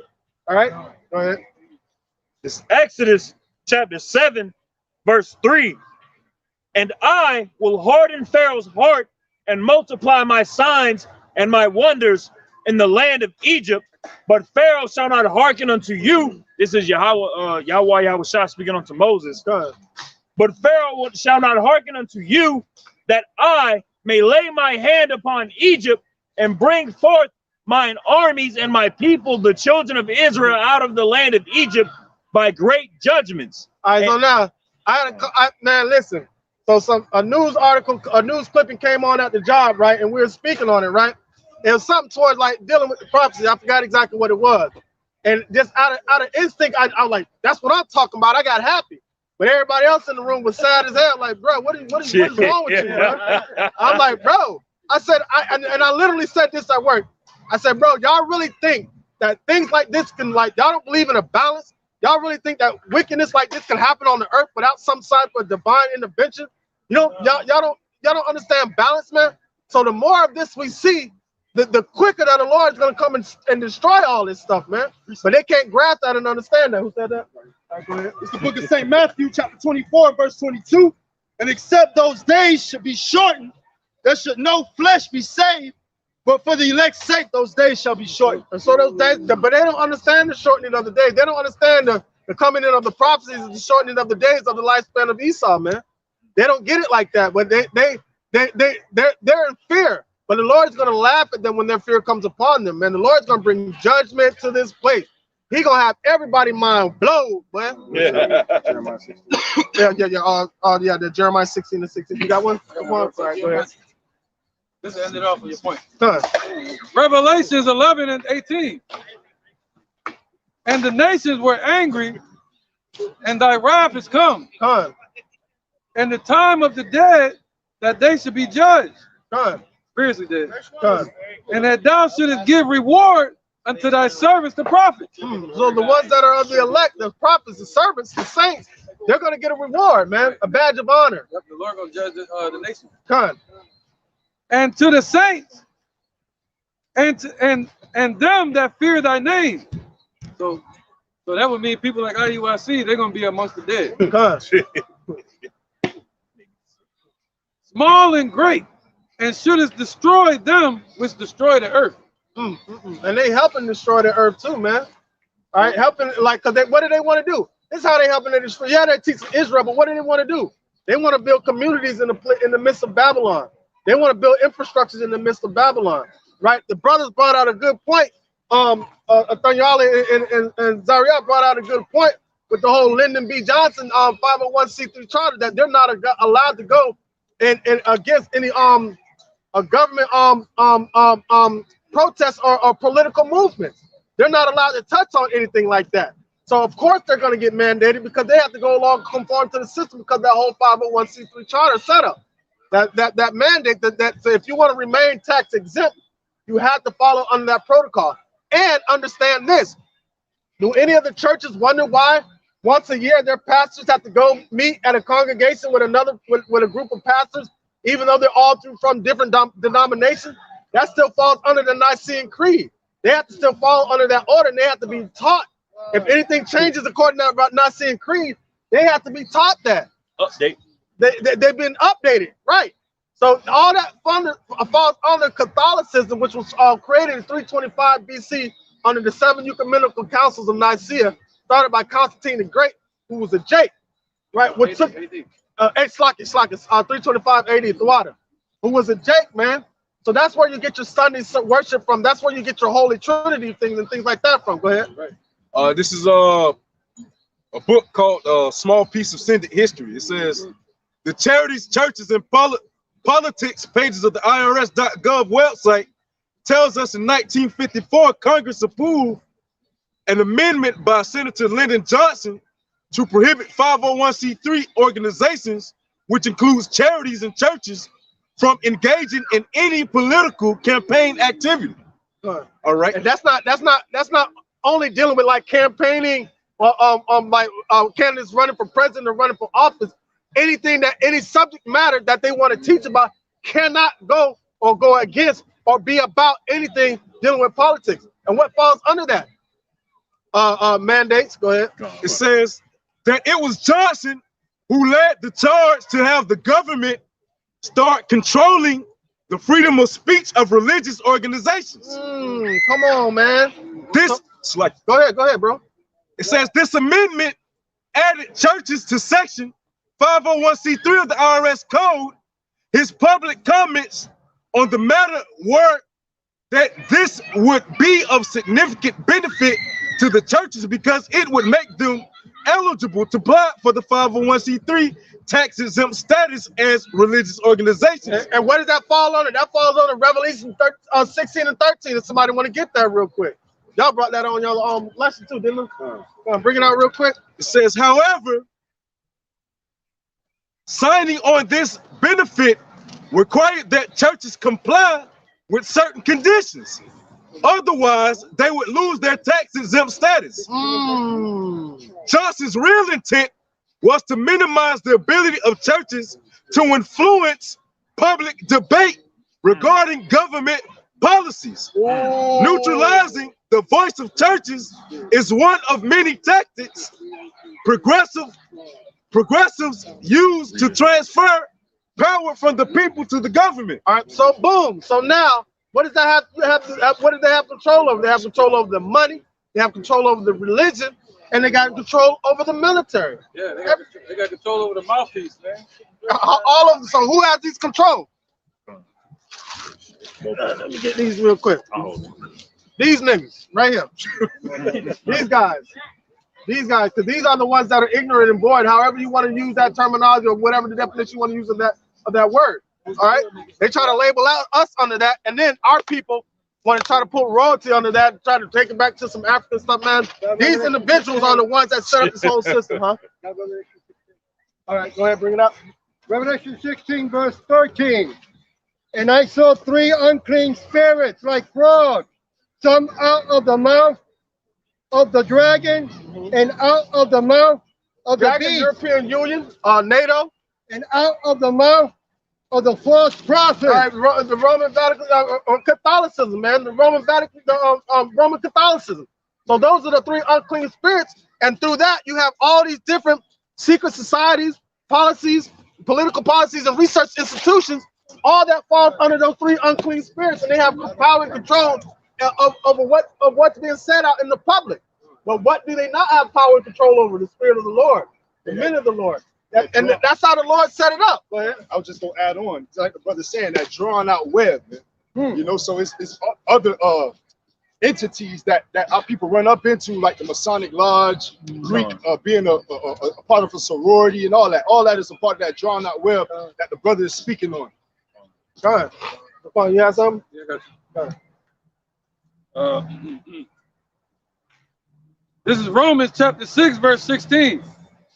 Know ye not that to whom ye yield yourselves servants to obey, his servants ye are to whom ye obey. Boom. Know that whatever you yield your members to, that's what you're going to obey, and you become a servant unto that. All right. If a ruler hearkens to lies, all his servants are wicked. Whether of sin unto death or of obedience unto righteousness. Man, man, listen. So those that follow under the order and yield their members to Yahweh by Shema Shai follow obedience unto righteousness and everlasting life.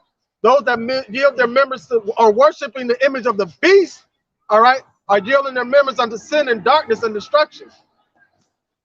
1 Kings 19. I'll start from Romans 11, basically the same thing. Romans 11 and 4. But what saith the answer of Yahweh unto him? I have reserved to myself 7,000 men who have not bowed the knee to the image of Baal, the system. God, so 7,000 men, that 7,000 means completion. They have not bowed down to this image. Yeah, and the church is what they teach Baal, which is Jesus. Con. Oh, we leave that down there. Them wicked anyway. But all this whole systematic setup, man, that is set up to keep the Negroes, Latinos, and Native Americans blind to the fact that they're the children of Israel, man. Wow. So you follow behind them blindly, not being aware. So you're yielding your members to the system. So ultimately, you're going to worship the beast, and you're going to get the MOTB. It's the book of 1 Maccabees, chapter 1 and verse 11. In those days went there out of Israel wicked men who persuaded many, saying, let us go and make a covenant with the heathen. So they want to yield their members unto sin, because they want to, it said, envy not thy oppressor and choose none of his ways. But you got 2/3 of our people that run after the oppressors, just like in Hosea chapter 2. All right, let me finish this out. That are round about us, but since we departed from them, we have had much sorrow. So they don't want to suffer the affliction. All right, you got to enter in at the straight gates. Go in through the door. And who was that door? Yahushua. So you have to suffer that affliction, man. Go ahead. That was it. All right, this is John chapter 15 and verse 1. I am the true vine, and my Father is the husbandman. Every branch in me that beareth not fruit, he taketh away. And every branch that beareth fruit, he purged it, that it may bring more fruit. And that's just it, man. You got to enter in through Yahushua, man. He is the true vine, man. The true vine in the way of life. That's where you're gonna get your power from. You ain't gonna get no power from Esau, man. He gonna further make you powerless. He gonna strip everything from you. He wanna take your DNA from you. He wanna take everything. God damn. You can't. Oh, like you have nothing. What they say? They said you will have nothing and be happy. Done. And that's beautiful because guess what? They can't reach. They can't get to the spirit of Yahweh Shem Yahushua. They can't take that. I don't care if you have me. What is that? What is his name? Crane? The little brain on Ninja Turtle. I don't care if you have me like that. As long as I got the spirit, I'm good. And honestly, if the same thing that they did to Joseph, they put him in the cell. They put him in the jail cell for I forget the period of time that they had him in there. And I'm pretty sure they left him with nothing but little scraps of food. In the ditch. All he had was the faith and strength and wisdom of Yahweh. That's all we really need. He didn't have wisdom. He had a dream. That was it. He had a dream. He had a dream. Yeah, he had a dream, and his brothers hated him. He was young. He was a child. Yep. And he grew up, but he had faith. He had faith, and that's all you needed because guess what? When he was locked in the prison with the baker and the king's councilman, he interpreted both of their dreams, right? And he said, hey, don't forget about me when you get out there. They forgot about him for a while, but the Spirit of the Lord made him double back and come get him out of the dungeons, man. All right, so all you need is that faith in Yahweh Shem Yahushua, because the Negroes, Latinos, and Native Americans are the Israelites of the Holy Bible. And, well, we need Yahweh, boy. You got precept, go ahead. It's First Maccabees chapter 2, verse 19. Then Matthias answered and spake with a loud voice, though all the nations that are under the king's dominion obey him and fall away, every one from the religion of their fathers, and give consent to his commandments, yet will I and my sons and my brethren walk in the covenant of our fathers. Yahweh forbid that we should forsake the law and the ordinances. We will not hearken to the king's words to go from our religion, either on the right hand or on the left. And now that just shows true power and faith, man. That's a man of integrity, man. Maintain. What did King David say? Try my integrity. I will walk in my integrity. Try the reins of my heart. Meaning, I believe in the Lord so much. I want him to persecute me and prove my faith. That's what King David said. And what Jake said today? Why try me? Wish you would. I wish you try. They're gonna fold.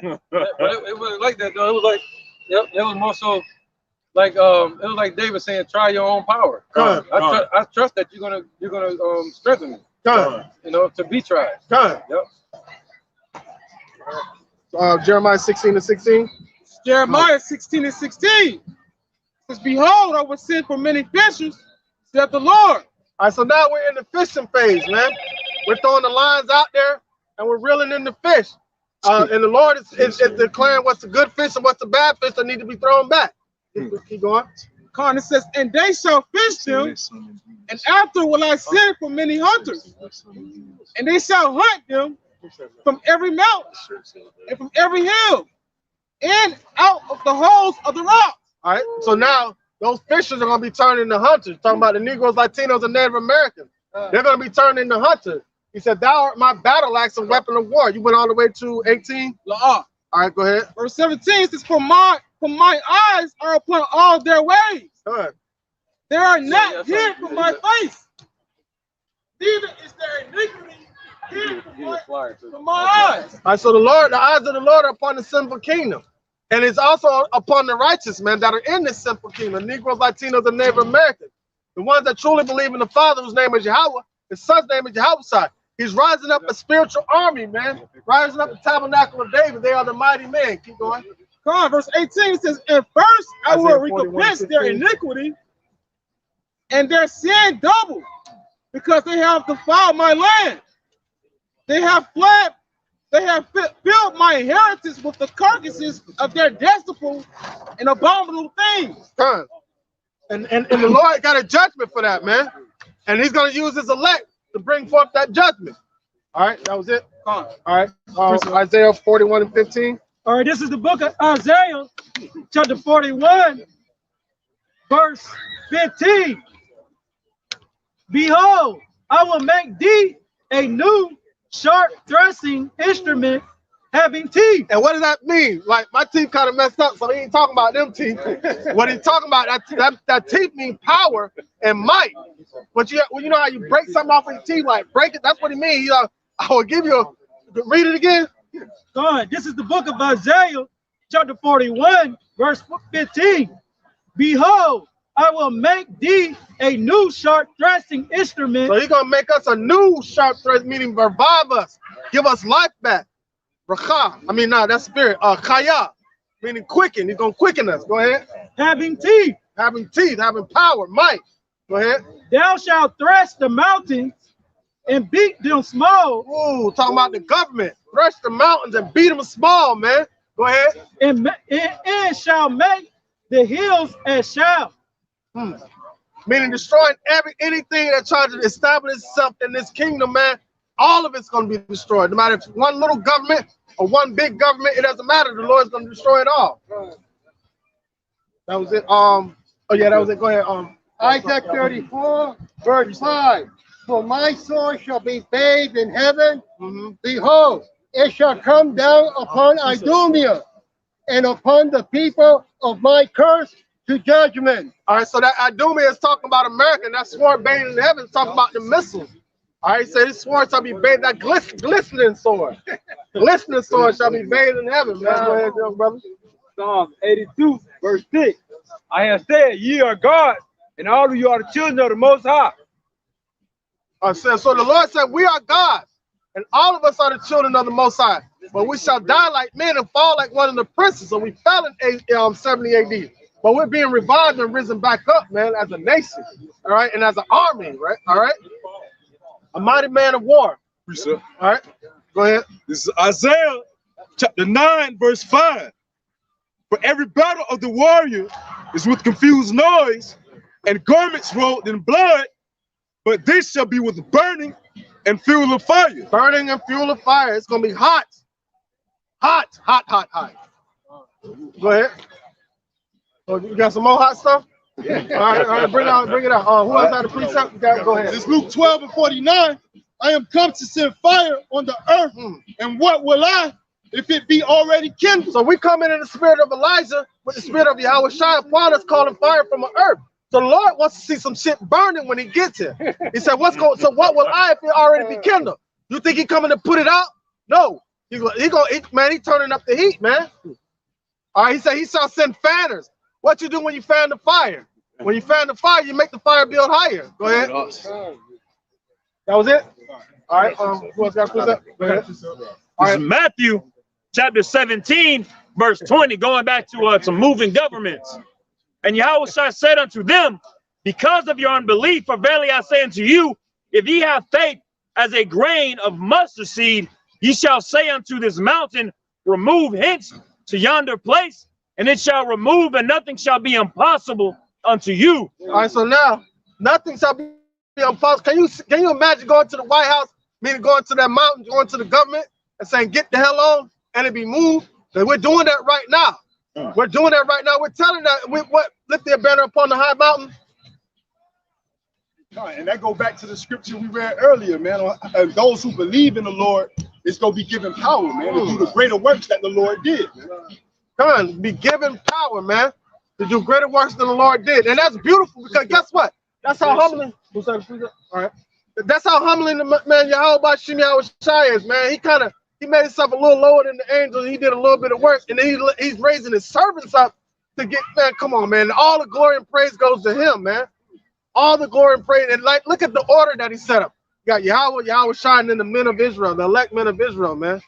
Like he set boundaries, just like how Esau sets boundaries If you're a lower caste worker, you can't go into the CEO's office and ask something. You got to follow a chain of command. And the Lord has a perfect order, man. He's gonna give power into his servants. He said he shall make a man more precious than fine gold. That's why Esau attacked the man and brought the man out of the household, man. Because he knew the power and the strength of the men of Israel, man. He didn't want to deal with it. I'll deal with their women. That's how we get to him, get to his woman. That's how did they get to Samson? He said, you've been able to do this because you plowed my heifer. Meaning got into her mind, man. They showed that in the Willie Lynch letter, man. How to put one slave versus the next slave, preferably the women's slave versus a man. So now you got slaves rebelling, right? And the little young slave wants to be like his father, but the mother don't want him to be like his father because his father getting his ass whooped, getting whooped to his back because he's rebelling against Massa. So what is she teaching her son to do? She's teaching her son to conform to Massa. Because Massa gonna beat you, he gonna hurt you. No, do what Master say. That started the separation right there, man. But digging in the minds of our people. Who had a piece? I didn't have one. And then you have one too. All right. Go ahead. Zechariah chapter 12, verse 8. And in that day shall the Lord defend the inhabitants of Jerusalem, and he that prevail amongst them at the day shall be as David, and the house of David shall ask God, as the angels of the Lord before them. Branson. The least among us shall be as King David, man. We know about the story. Hopefully, I can get down to it because we ain't really started my lesson yet. Ransom, like, that's crazy. But the least of them shall be as King David, man. Man, King David, like, I'm gonna tell you one thing that Saul hated about King David, because when they would come back from war, everybody be singing and cheering. They're like, Saul killed his thousands, but David killed his 10,000s. Yeah. And Saul like, wait a minute, what you mean his 10,000? Like, so now, and then what does Saul do? He sent David out on a mission. All right, you want my daughter? All right, go out there in the heat of the battle and bring me 100 foreskins of the Philistines. David brought back 200. That's the power that King David had, man. But King David was humble. In his mind, King David wasn't powerful like that. King David, his mind was set on the Lord, man. He said a man after his own heart. So he had the mind of Yahweh Shem Yahushai. That's where his strength and his power came from. When you have that humility, you don't think of yourself. You don't think, man, I'm this, I'm that. You think, man, I'm just a man. But King David's mindset was like, I'm just a man of Yahweh Shem Yahushai. There's a difference. You can be a man. But if you're a man of Yahweh Shem Yahushai, that's what a man is. That's what a true man is. But they don't want that around here. Go ahead.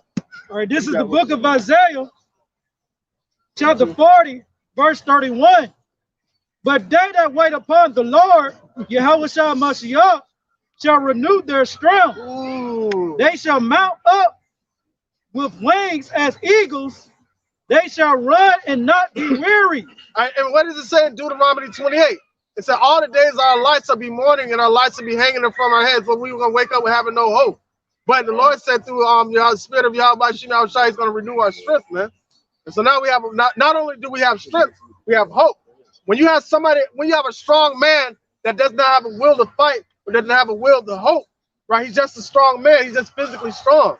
But if you take a frail man and give him some hope, something to hope for, and give him something to fight for, then he's stronger than the man that's a big ass bodybuilder dude. Because it all comes from the mind, because the mind has to operate those muscles. If you give a man a purpose, he becomes a dangerous man. David and Goliath. David and Goliath, man. Goliath was a big ass dude. All right. And look at Esau today. We're standing in the face of Esau, looking up to Esau on that tall, high mountain, right? As him being Goliath, and we're coming in the spirit of David, man. Fighting this dragon. And what rock are we slinging? We're slinging Yahushua, that chief cornerstone, man. All right. Let me get yeah, bring it out. All right, this is Matthew chapter 5 and verse 16. Let your light shine so before men that they may see your good works and glorify your Father which is in heaven. So when you let your light shine, not only spiritually, right? When you get those spiritual powers, everybody's gonna be like, wow, Yahweh is great. But we don't want that glory. We do all this to get the glory to the Father and the Son, man.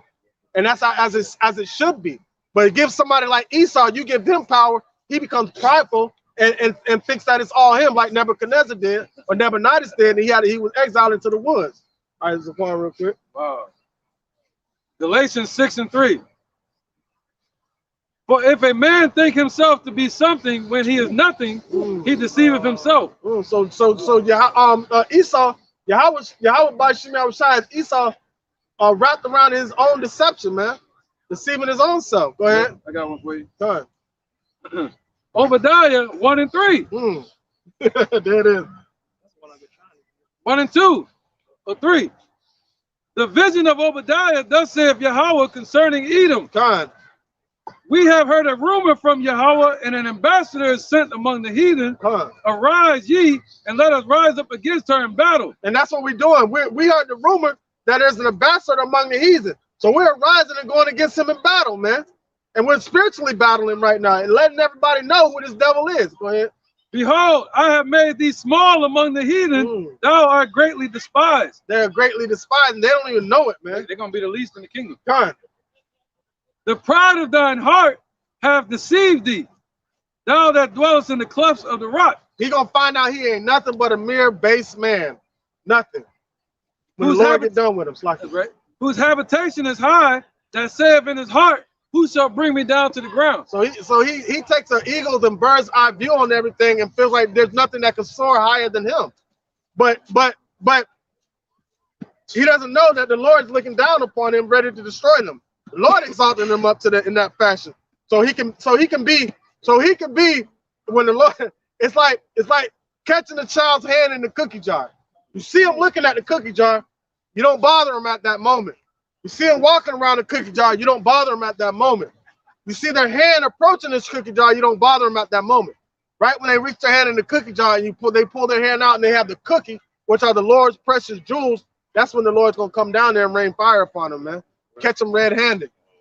Get it? Esau red in his hand, red-handed. All right, go ahead, bring that out, Lacan. This is Isaiah chapter 13, verse 2. Lift ye up a banner upon the high mountain. Exalt the voice unto them.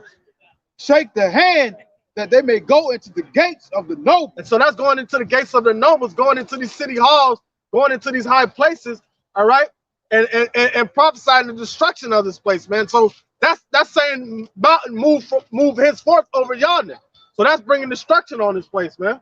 Who else had to preach it? Somebody else had to preach it. All right, go ahead. This is the book of Jeremiah 51, 2 and 3. And will send unto Babylon foreigner that should find her, and should empty her land. For in the day of trouble they should be against her round about. He didn't say he's gonna send extinguishers. He said he's gonna send banners, man, to keep that fire brewing and brewing. That Lord want them coals to stay hot till he show up, man. He want them coals to stay hot. Number 3, against him that bendeth, let the archer bend his bow. Against him that lifted himself up in his brigandine. I don't know. That brigandine. And spare ye not her, young man. Destroy ye utterly all her hosts. And Lord wants everybody to start shooting off missiles, man. Lord wants everybody to bend the bow. Everybody's gonna be shooting missiles off at each other, man. He said the sword shall be bathed in heaven. Glistening sword, man. He's gonna send fanners. Go ahead. This is Jeremiah chapter 50, verse 14. Put yourselves in array against Babylon round about. All ye that bend the bow, shoot at her. All right, so we're witnessing all this happening. In the midst of all this happening, check this out. In the midst of all that, he's gonna be raising power up in his elect. As they increase in their technology, the Lord is gonna increase the spiritual power in his elect, man. All right, go ahead. Spared no arrows, for she hath sinned against the Lord. Yahweh Bashem Yahweh. Shout against her round about. And we're shouting against this place round about. We're telling them, shoot them off. Iran has developed. They have found a way that it was certain sanctions that were put upon them, and they found a way to get around those sanctions. Now they're able to buy naval vessel weapons from Russia and China. So they have a plan to strategically build their navy to where they will destroy the United States Navy, man. And it's already set in place, and there's no way they can apply those sanctions back and to stop Iran from doing it, man. Go ahead. Verse 15, Jeremiah 50. Shout against her round about. She hath given her hand. Her foundations are fallen. Her walls are thrown down. For it is the vengeance of the Lord, Yahweh Bashem Yahushua. And you're going to see all these nations rise up against America, man. It's inevitable what's about to happen. Scriptures say if Babylon could have been healed, we would have healed her, but she can't be healed. Lord ain't trying to heal this place. The only way to heal this place is to destroy it. All right, go ahead. This is Job chapter 20, verse 23, talking about the cookie jar back when. When he is about to fill his belly, Yahweh shall cast the fury of his wrath upon him and shall rain it upon him while he is eating. So now check this out. Check this out. What's going to happen is these other nations are going to turn against this devil, and you're going to have race wars breaking out. While he's about to lift up the spiritual powers and his elect, he's going to rise up a spirit in Jake when these race wars break out, and Jake going to beat the hell out of Esau, man. Man, Jake going to beat the hell out of Esau, bro. Yeah. Well, he going to rise up that young lion, man. And then he going to send the real lion down here. Yahweh, real quick. Hold on. Go ahead, Yahweh. Isaiah 59, verse 18 and 19. According to their deed, accordingly, he will repay fury to his adversary, recompensate to his enemy, to the idols he will repay, recompense. He gonna recompense to his enemies, man. And part of that, listen, part of that is gonna be them race wars, Jake beating their ass, and then right after that, you know what I'm saying, you're gonna have wars breaking out. First, you're gonna have economical chaos around everywhere. You're seeing that happening everywhere. Civil unrest, everything's gonna be breaking out. And then you're gonna right after that, you're gonna have the elect getting spiritual power. Then right after that, you're gonna have missiles hitting this place. Then you're gonna have deliverance, and all this is gonna be over. Go ahead. All right, go ahead. Verse 19. So shall they fear the name of Yahweh from the west, and his glory from the rising of the sun. When the enemy shall come in like a flood, the spirit of Yahweh shall lift up a standard against him. And that standard is going to mean for them to take flight. The Lord's going to lift that up against them, man. Go ahead. It's the book of Job, chapter 27, and verse 20. Terrors take hold on him as waters. A tempest stealeth him away in the night. The east wind carrieth him away, and he departed. And as the storm hurleth him out of his place, for Yahweh, while Yahweh shall cast upon him and not spare, he will fain flee out of his hand. Men shall clap their hands at him and shall hiss him out of his place. That's all these other nations rising up against the devil, man. He ain't gonna know what the hell going on. And if I may add on too, it's at the east wind, and now that's spiritual too as well, because China has a missile called the Dong Fang, man, which is translated to east wind. So that missile is coming over here to destroy this place, man. All the missiles coming over here to destroy this place, man. Yeah, guns. Amawar. This is Jeremiah chapter 17, verse 17. It says, "Be not a terror unto me, thou art my hope in the day of evil. Let them be confounded that persecute me, but let not me be confounded. Let them be dismayed, but let not me be dismayed." Can you imagine how dismayed they gonna be when they have their super soldiers running around and the middle of the Lord gonna slap the hell out of one of them super soldiers? They just gonna fall to pieces. Can you imagine that? Can you imagine those giants that were on the earth when we were tyrants, when we had those spiritual powers, when we have righteousness? Can you imagine someone with the power of Yahweh Bashem Yahushua and righteousness and with his will in their mind? Can you imagine that in that day, man? Man, that's gonna be a terror to Esau, man. He said, Esau be lift him up and bring him to the king of terrors, man, which is Yahushua, man. Yahweh Bashem Yahushua, man. Hey, just a quick interjection, because those who believe in Yahweh ben Yahweh, they Yahweh ben Yahweh's, that's not his prayer. That's actually in the book of Jeremiah. Brother read. That's their prayer that they read. Oh yeah, and that's bullshit. That they're gonna be destroyed too. Go ahead. It says, "But let not me be dismayed. Bring upon them the day of evil, and destroy them with double destruction." Double destruction, man. So that's what the Lord is bringing to this place, straight judgment, man. All right, go ahead. This is Psalms chapter 37, verse 1. Fret not thyself because of evildoers, neither be thou envious against the workers of iniquity. So, because you got some of our people that want to move fast. They don't want to wait on these spiritual powers that the Lord is going to give us, so they don't want to do the work. They want it right now. But the Lord is preparing us to be able to handle those powers that he's going to give unto us, man. All right, so we don't fret ourselves against evildoers because we understand the Lord built them up and made them that way. And the Lord's going to destroy them in that same fashion. That was it? Verse 2, for it shall soon be cut down like the grass and the wither as the green herb. All right, so they're going to be cut down real quick, man. They ass is grass and Yahweh shot a lawnmower. Damn. Go ahead. This is Isaiah chapter 14, verse 9. Hell from beneath is moved for thee to meet thee at thy coming. Man, hell from beneath is because these devils stir up so much hell, and they look at that shit from a bird's eye view, and they feel like they ain't gonna never be in that position. But all that hell is waiting on them. Man, listen, all that hell is waiting from hell from beneath is waiting on them to meet them at their coming. You're talking about these nations. Come on. You're talking about people like Russia, China, Iran. Come on. Let's read it again. Hell from beneath is moved for thee to meet thee at thy coming. It stirreth up the dead for thee. See, it's stirring up the dead that you be these nations. That's right, that's right. So the Lord is using that to stir up the nations, to get them mad at America. Oh, even all the chief ones of the earth. So that's let you know who the dead is. It have raised up from their thrones all the kings of the nations. And hey, that's why thou art greatly despised, man. So, go ahead. And all they shall speak and say unto thee, people like Iran, art thou also become weak as we? Art thou become like unto us? Thy pomp is brought down to the grave. The grave meaning hell.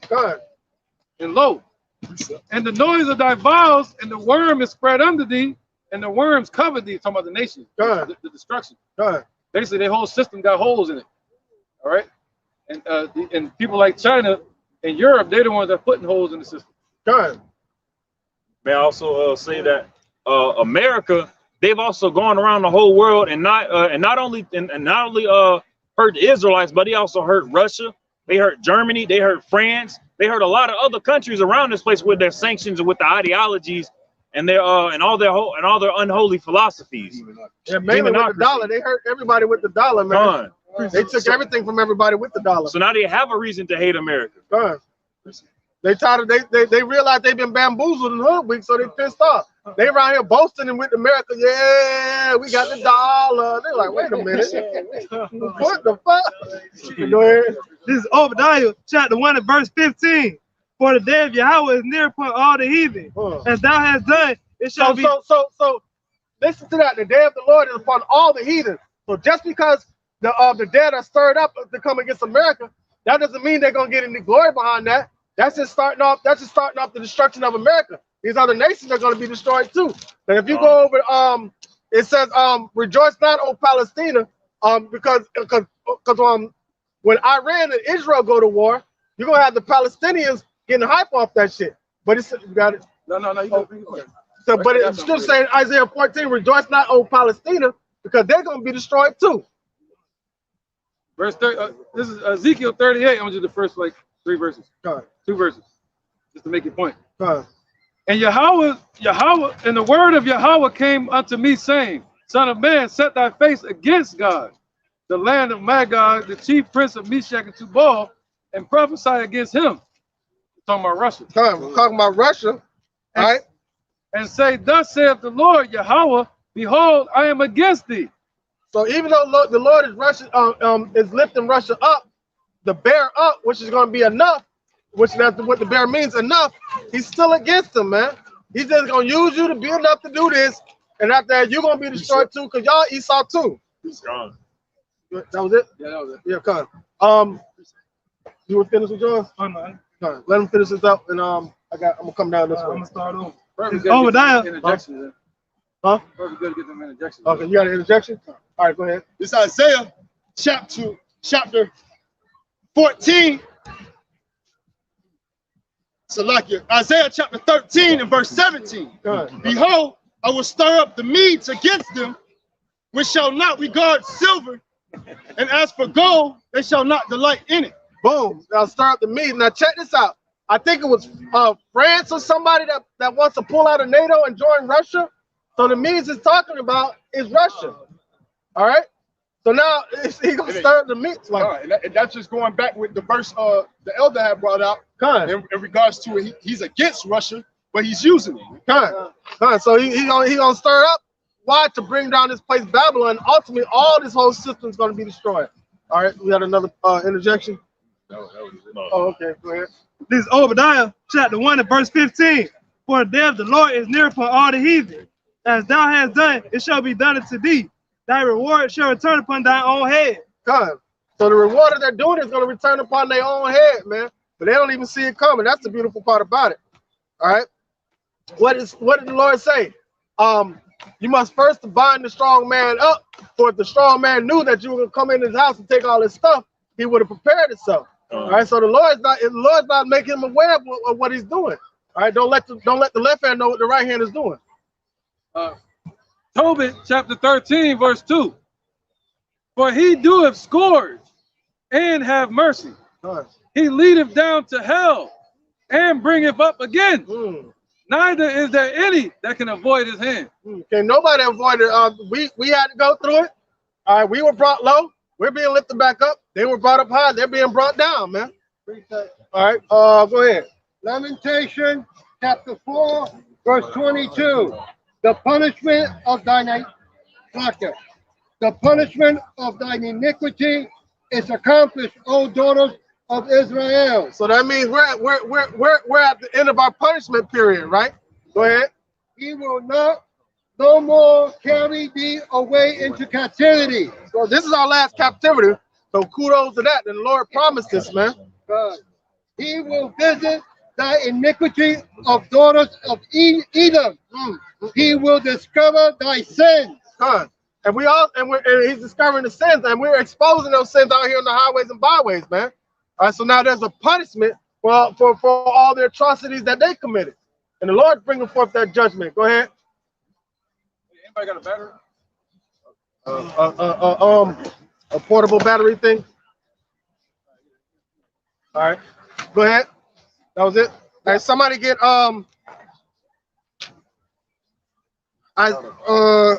Jeremiah 51 and 20. It's the book of Jeremiah, chapter 51, verse 20. Thou art my battle axe and weapons of war, for with thee will I break in pieces the nations. I'm talking about the children of Israel, the Negroes, Latinos, and Native Americans. And with thee will I destroy kingdoms.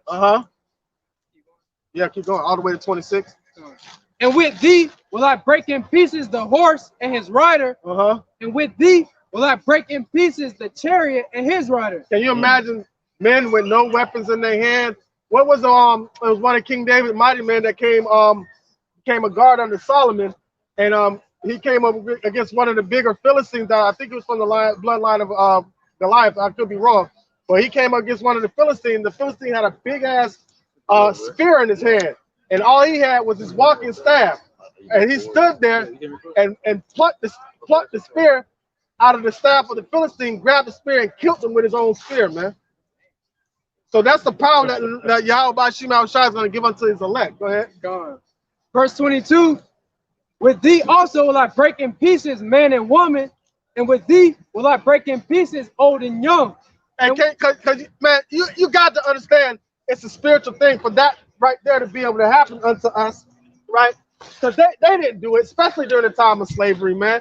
There were thousands of slaves with one slave master on this whole plantation. You mean to tell me, man, that's the spirit that was done by Yahweh. First of all, we're stronger than them. You can take a puny Jake against a big muscle pound Edomite, and a Jake 9 times out of 10, if he get his mind right, he can prevail against him. Our mind is just gone, man. When the Lord put us in that mind state to allow them to be able to do this. That's all done, man. They didn't do this. The Lord did this to us, man. So that's why we don't need to fear these devils. We fear the Lord. This doesn't happen. All right, we fear the devil. This is what happens. If we start letting perverse thoughts get in our mind and we get scared and start moving in hate, that's what things happen. We start distrusting the Lord, things like this happen. But we trust in the Lord, what happens? Things like this happen when we trust in the Lord. Pick that sign up right there. things like this happen when you trust in the Lord. Right? Like even a little baby, see that? Things like that happen. But hey, when people like try to say that's inhumane, but what did they do to our babies? Yeah. You know what I'm saying? That's what they did to our babies. They used to feed, they used to make the moms hear the babies cry as they use them as gator baits at nighttime, right, to catch the alligators, man. The mother had to hear that shit, have to hear their baby getting devoured. Because that unjust nation does that, the devil, man. So as long as we keep our mind on Yahweh Shema Shai, things like this don't happen. But as soon as we alleviate from that, he's going to allow that to happen. Go ahead. All right, back at Jeremiah 51 and 22. Who's that? Okay. With thee also will I break in pieces man and woman, and with thee will I break in pieces old and young. Oh, so you seen the baby on there. Man and woman, old and young. See, Lord say he's gonna do that. Well, he's gonna use us, but it's gonna be in his spirit and it's gonna be done in righteousness. Go ahead. And with thee will I break in pieces the young man and the maid. Good. I will also break in pieces with thee the shepherd and his flock. And with thee will I break in pieces. So the people and the individuals that they're being led by, man, we're gonna destroy all that. Go ahead. And with thee will I break in pieces the husbandman and his yoke of oxen. And with thee will I break in pieces captains and rulers. So with the captains and rulers, all right, it don't matter. Let me get him first. Go ahead.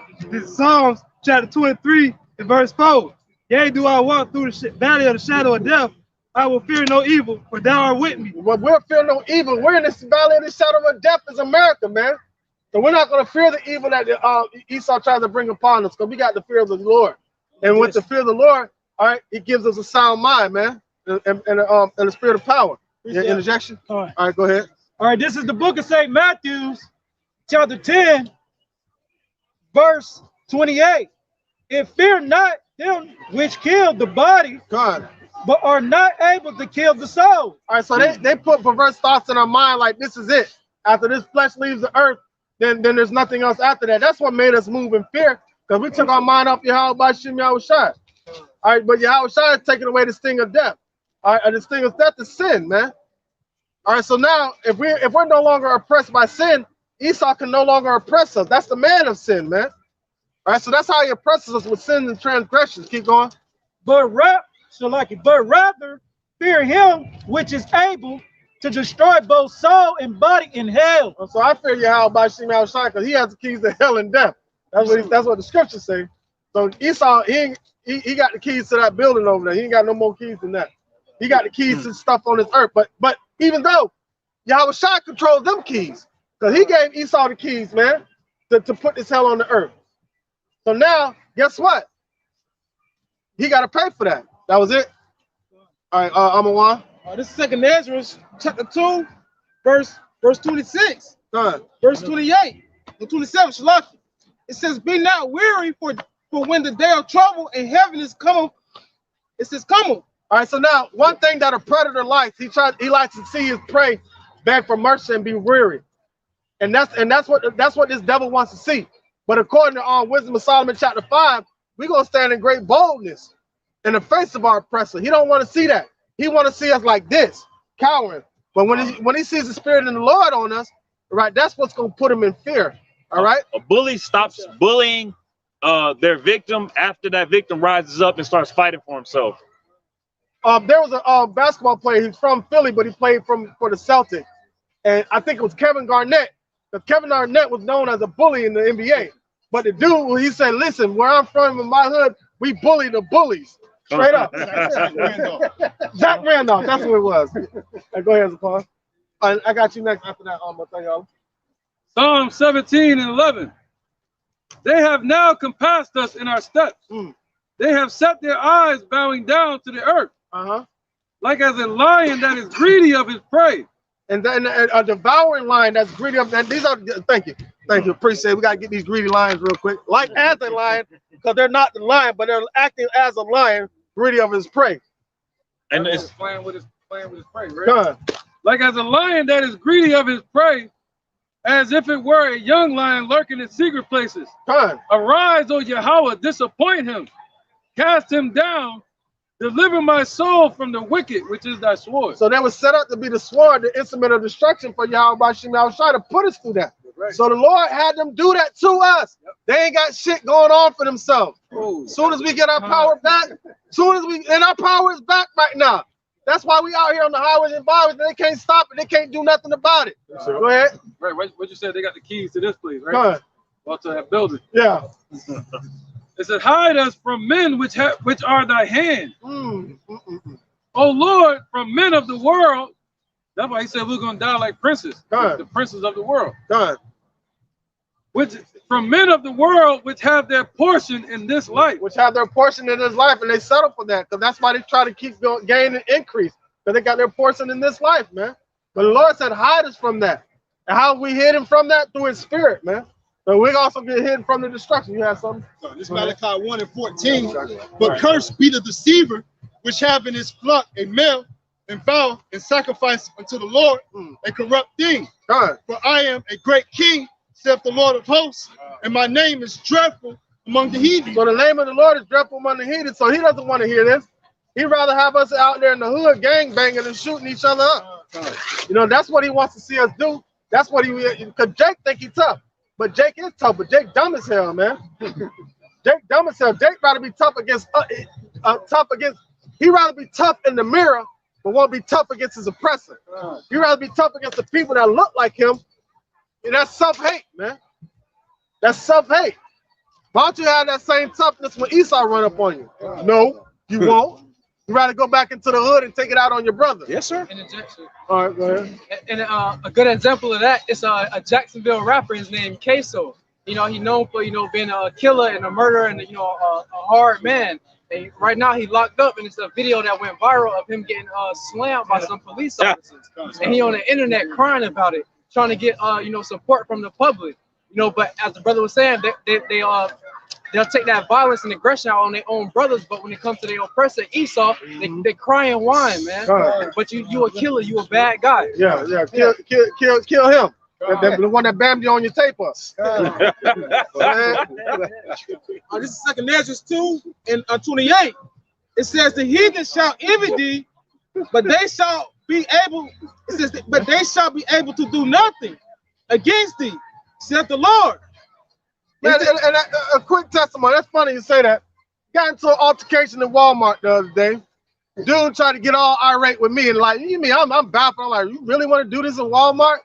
All right, so he's showing out. So I'm following the guy. I'm like, I just want to see where he's going. I just want to make sure I'm safe. Whatever. So he's still acting irate. But as soon as the white security guard come, he got humbled in the mud. I'm talking about all that gangster shit went out the window. He was talking about. He was started talking proper and everything. Ain't no slang come out his mouth. And I'm like, bro, did you really like? Where's the guy that was just like doing all that, man? That just shows the nature and state of our people, man. But we all know they demons, man. Go ahead. God, it says, my hand shall cover thee, so that thy children shall not see hell. And so that's what we believe in, man. The Lord said our children shall not see hell, man. And the Lord promised that. So you can put a stamp on that shit. So it don't matter what try to fear they try to put on you. Or we'll take your kids, we'll do this, man. The Lord said, hey, my children ain't gonna see hell, so I don't know. I don't know. You take that up with the Lord. I'm going on what the Lord said. If you got a problem with that, here's his number right here. Call him. This is asked for Esau's children. And this is Job 27:14. If his children be multiplied, it is for the sword, and his offspring shall not be satisfied with bread. Those that remain of him shall be buried in death, and his widows shall not weep. So that's my rebuttal. The Lord said He's gonna protect my children, but He got something. He gonna do something to yours, man. So you need to go check on your kids, man, for real. Because the Lord said the Lord's gonna destroy them, man, because He doesn't want any more wickedness on the earth. That's part of Him rooting the wickedness out of the earth. You have some more you want to say? It's all thus saith the Lord. Go ahead. All right, go ahead. Sorry, y'all. And I got you. Mazan, go ahead. Jeremiah chapter 51, verse 6. Flee out of the midst of Babylon and deliver every man his soul. Be not cut off in her iniquity, for this is the time of the Lord's vengeance. He will render unto her a recompense. So we're supposed to be on the Lord's side destroying Babylon, man. just taking the mirth out of the land. So that's how we flee out of the midst of Babylon. We ain't trying to get no passport, no plane ticket, and leave and go nowhere. Because the Lord said, blessed are they that are in the midst of danger. Because he's going to show his glory and salvation, man. When you go to a concert, you want the best seat in the house. And the best seat is right up on the stage where you get to see the performer. You get to shake his or her hand. You get to feel all the music and the bass coming from the speakers. That's the same thing here. We got front row seats to the destruction of the kingdom of our oppressors. Dead ass. Mine's on real quick. All right, this is the book of 2nd Ezra, chapter 15, verse 55. The reward of thy whoredom shall be in thy bosom. Therefore shalt thou receive recompense, like as thou hast done unto my chosen, saith the Lord, even so shall the Most High do unto thee. And that's the point, man. They don't believe in what they call it, karma.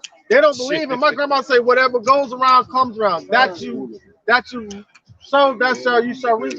You reap what you sow. You reap what you sow. Whatever you put on the earth, that's what you're gonna get back, bro. That's what you're gonna get back. So imagine, whatever you put on the earth, that's what you're gonna get back. So if we sowing the seed of Yahweh Shema Shai, what are we gonna reap? We're gonna reap the benefits of having faith in Yahweh Shema Shai. If they sowing in wickedness, what are they gonna reap? Double the wickedness that they done sold into the earth, man. That's their destiny, man. Thus saith the Lord. It has nothing to do with us as individuals. It's all through the will and power of Yahweh Shema Shai. Keep going. It shall deliver thee into mischief.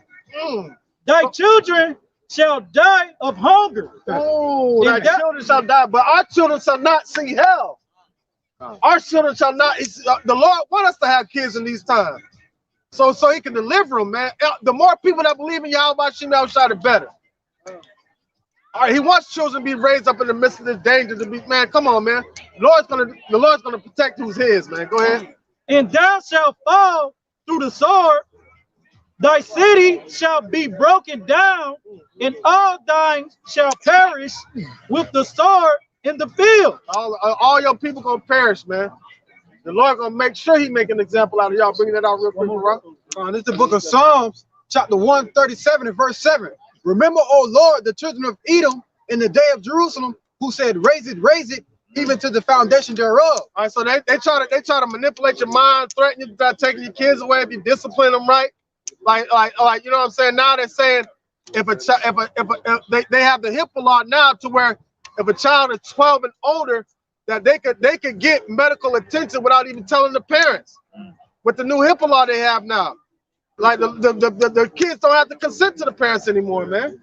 That's crazy. Go ahead. O daughter of Babylon, who ought to be destroyed, happy shall he be that rewarded thee as thou hast served us. Because the Negroes, Latinos, and Native Americans are the Israelites of the Holy Bible, man. Father's name is Yahweh, son's name Yahweh. We have a duty, a calling, man.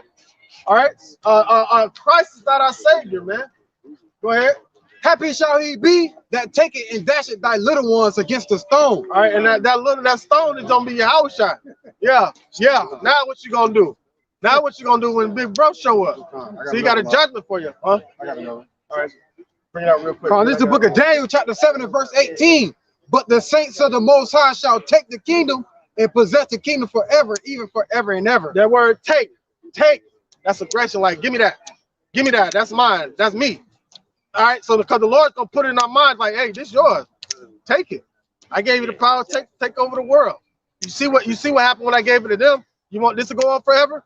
All right, now put righteousness on the earth in the name of my dear son. Go ahead. This is Galatians. Oh no. That was something. Psalm chapter 10, verse 15. Break thy arms of the wicked and the evil man. Seek out his wickedness till thou findest none. Hey. So he's gonna enter in the house of the thief. I know y'all seen that Facebook video where the dude sticking his arm through the mail. The dude come out the room with the bat and bam it on his arm and break the dude's arm. That's what the Lord is doing to these people. Breaking their arm, man.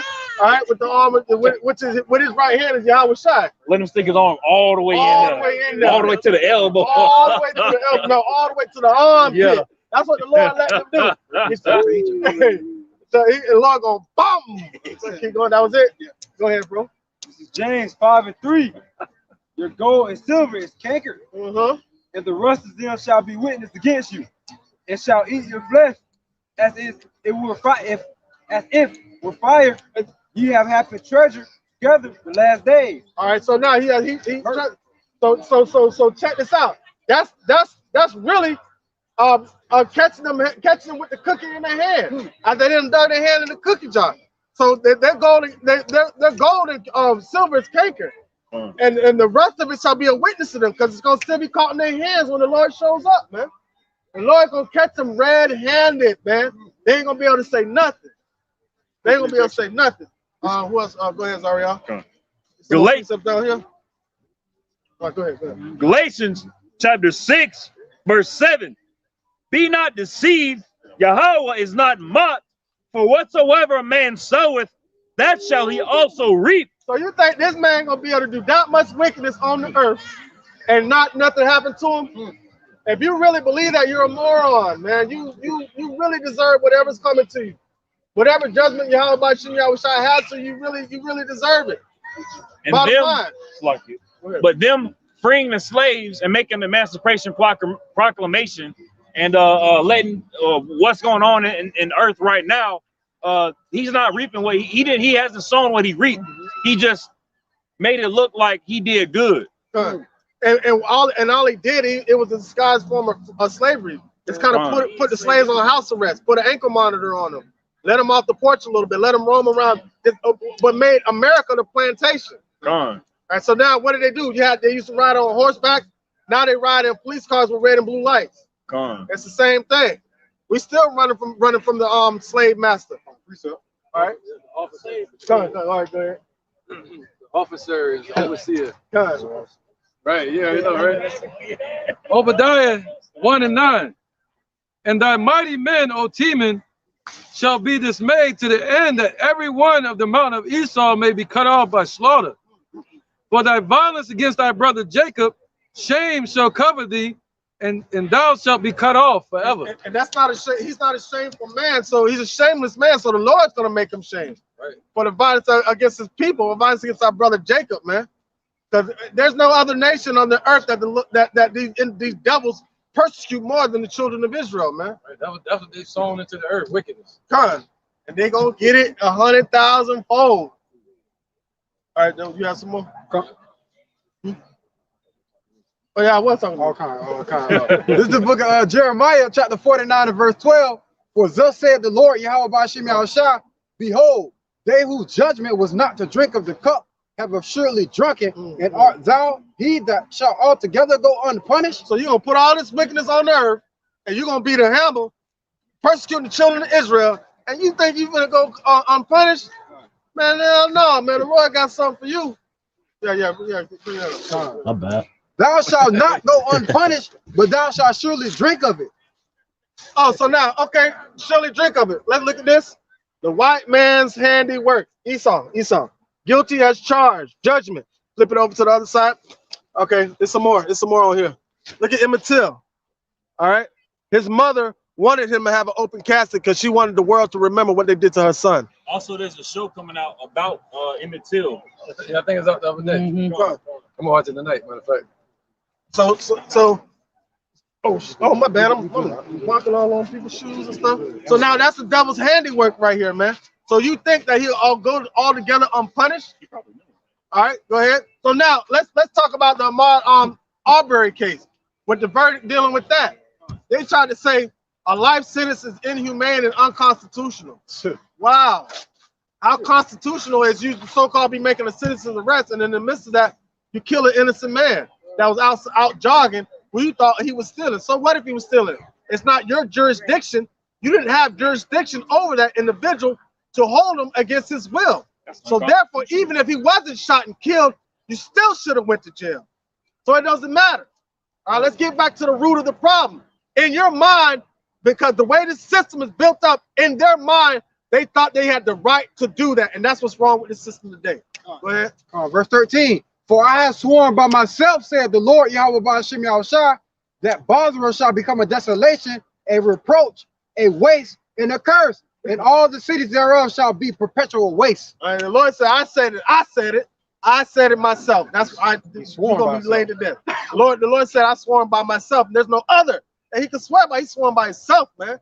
The Lord said he's gonna do this, man. The car, you got a precept. This is Job chapter 36, verse 12.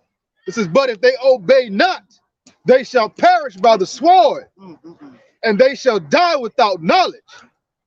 And that's 2/3 of our people, man, that's gonna die without knowledge because they're trying to follow behind their oppressor in some way, shape, or form. Go ahead. Verse 14. They die in youth, and their life is among the unclean. So our people die in their youth because their life is among the unclean. Esau is also going to die in his power, his youth, because his life is among the unclean, because he is an unclean individual. You couldn't wash Esau with bleach water to get the wickedness that he has done in this earth off of him. He has to be washed with destruction and fire by Yahweh, by Shem Yahushua. Hey, you can wash him with all kind of dials, that's fully clean and all that. He's just gonna be clean and wicked. Exactly. Smell good and be wicked. They probably don't even know. They don't even smell good after they get out of the shower. They smell like wet dog. They take a shower once a week. Goddamn, is that? It's funny what the brothers say because you know, Esau is still making movie and stuff like that. Now they make a movie called Don't Look Up, and the end of that movie is a freaking I'm alive. I'm the only one alive in the world, and they don't know the destruction is when the destruction comes, nothing is going to be left. You know, and they continue. You know, just like what the original Planet of the Apes, when he thought he had escaped from the colony of the apes, and he was walking down, riding down the beach with a little Edomite chick, and he see the Statue of Liberty. Part of the Statue of Liberty came out the ground like down, looking like Florida Evans on Good Times. Damn them all to hell. Damn them all to hell. No, hell is waiting to meet you at that coming. All right. Any more precepts? I got one. All right, go ahead. This is the book of Sirach, chapter 40, verse 8. It says, such things happen unto all flesh, both man and beast, and that is sevenfold more upon sinners. It says death and bloodshed, strife and sword, calamities, famine, tribulation, and the scourge. These things are created for the wicked, and for their sakes came the flood. So that's why the first death had to come. First death had to come by the flood because of the wickedness that reaped upon the earth. The second death is going to come by fire because of the wickedness that's reaped upon the earth. So it's going to be a cleansing agent. So that's why we have the rainbow to let the earth know that was a covenant that the Most High made with humanity, saying, "Hey, I'm not going to destroy the earth with water no more, but the next time it's going to come with fire." That's a beautiful balance. That's a beautiful balance, man. Fire and water. You know, two elements that are good cleaning agents. All right, but fire is the best cleaning agent. All right, Purge, go ahead. It says, verse 11 says, all things that are of the earth shall turn to the earth again, and that which is of the waters doeth return to the sea. That's it. Oh, that's it. So all things that are of the spirit are going to return unto the Father. So as we walk here on this flesh, we repent and turn back to Yahweh Shem Yahushua and walk according to the Spirit. We no longer be of the world, just like they are not of the world. Yahweh Shem Yahushua. All right, precept. Go ahead. This is Psalms chapter 1 and verse 1. Blessed is the man that walketh not in the counsel of the ungodly, nor standeth in the way of sinners. All right, so those are the individuals that are going to be given spiritual powers, man. The ones that walk not in the way of the ungodly. Go ahead, Slack. Nor sitteth in the seat of the scornful. But the delight is in the law of Yahweh, and in his law doeth he meditate day and night. And he shall be like a tree planted by the rivers of water that bringeth forth his fruit in his season. That's the most strongest, nutritious trees that are planted by the rivers of water, man. And their roots stretch all the way out. The roots stretch all the way out to the river, man. All right, go ahead. Yeah, make sure I read loud. His leaf also shall not wither, and whatsoever he doeth shall prosper. And whatsoever he doeth shall prosper, and your work shall follow you. So that's the destiny of a true man of Yahweh Shem Yahushua, which will be given spiritual power, thus saith the Lord. All right, go ahead. 2 Samuel chapter 22, verse 1. And David spake unto the Lord. Whoa. Somebody get Amos 9 and 8, real quick. So the Negroes, Latinos, and Native Americans are the Israelites of the Holy Bible. All right. Amos 9 and 8, real quick before we bring this out. So Amos chapter 9 and verse 8. Behold, the eyes of the Lord, Yahweh Ba'Shem Yahushua, are upon the sinful kingdom, and I will destroy it from off the face of the earth, saving that I will not utterly destroy the house of Jacob, saith the Lord. All right, so the Lord's going to preserve a remnant of the house of Jacob, and he's going to do something magical with them. Keep going.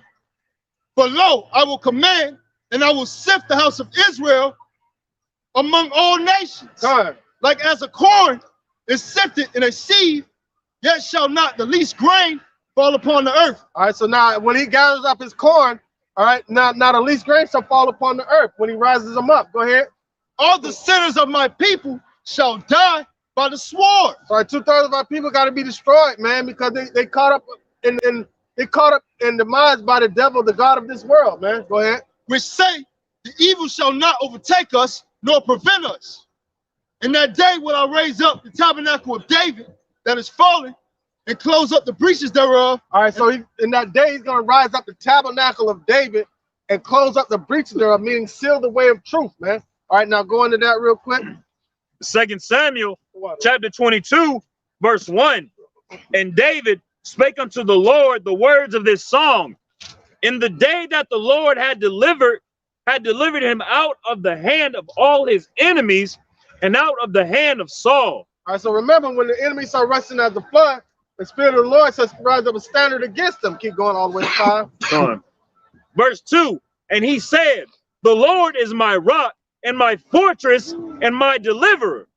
The God of my rock, in him, Slakia, the power of my rock, in him will I trust. So we trust in Yahweh Ba'Shem Yahushua. We don't trust in man. Go ahead. He is my shield and the horn of my salvation, my high tower and my refuge, my savior. Thou savest me from violence. All right, so the Lord's going to save us from violence. So we don't have to begot violence with violence. We want the Lord to be violent against these devils. All right, go ahead. I will call upon Yahweh, who is worthy to be praised. So we know the power of Abraham, Isaac, and Jacob, Yahweh Ba'Shem Yahushua, who is worthy to be praised. That's what we call upon. That's what we praise. All right, do we want him to take all these other nations and subject them and put them under our feet? All right, go ahead.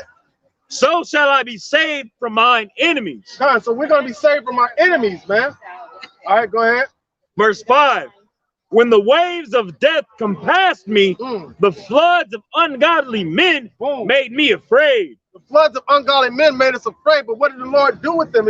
Somebody get that Isaiah 59 and 19 again. All right. This is Psalm 18 and 48. He delivereth me from mine enemies. Yea, thou liftest me up above those that rise up against me.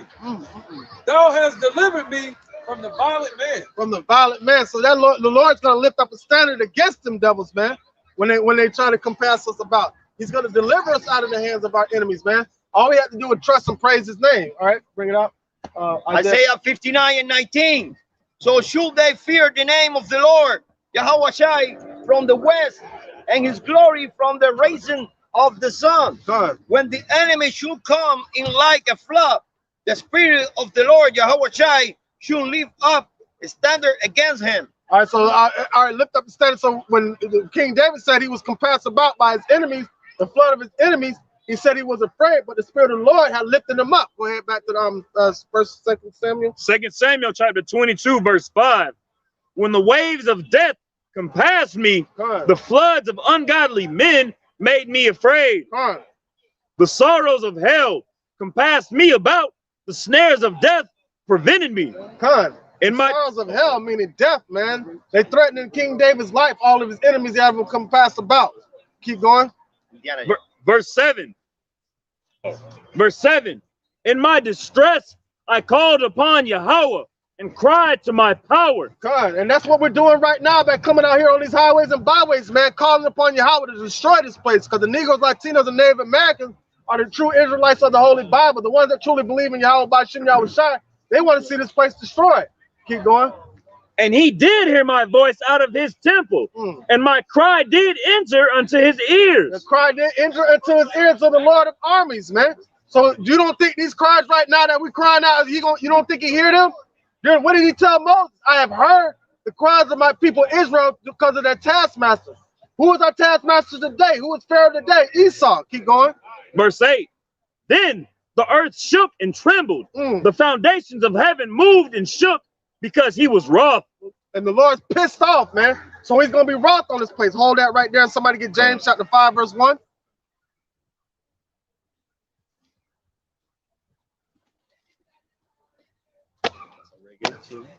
Yeah, we got one for you real quick. All right, go ahead.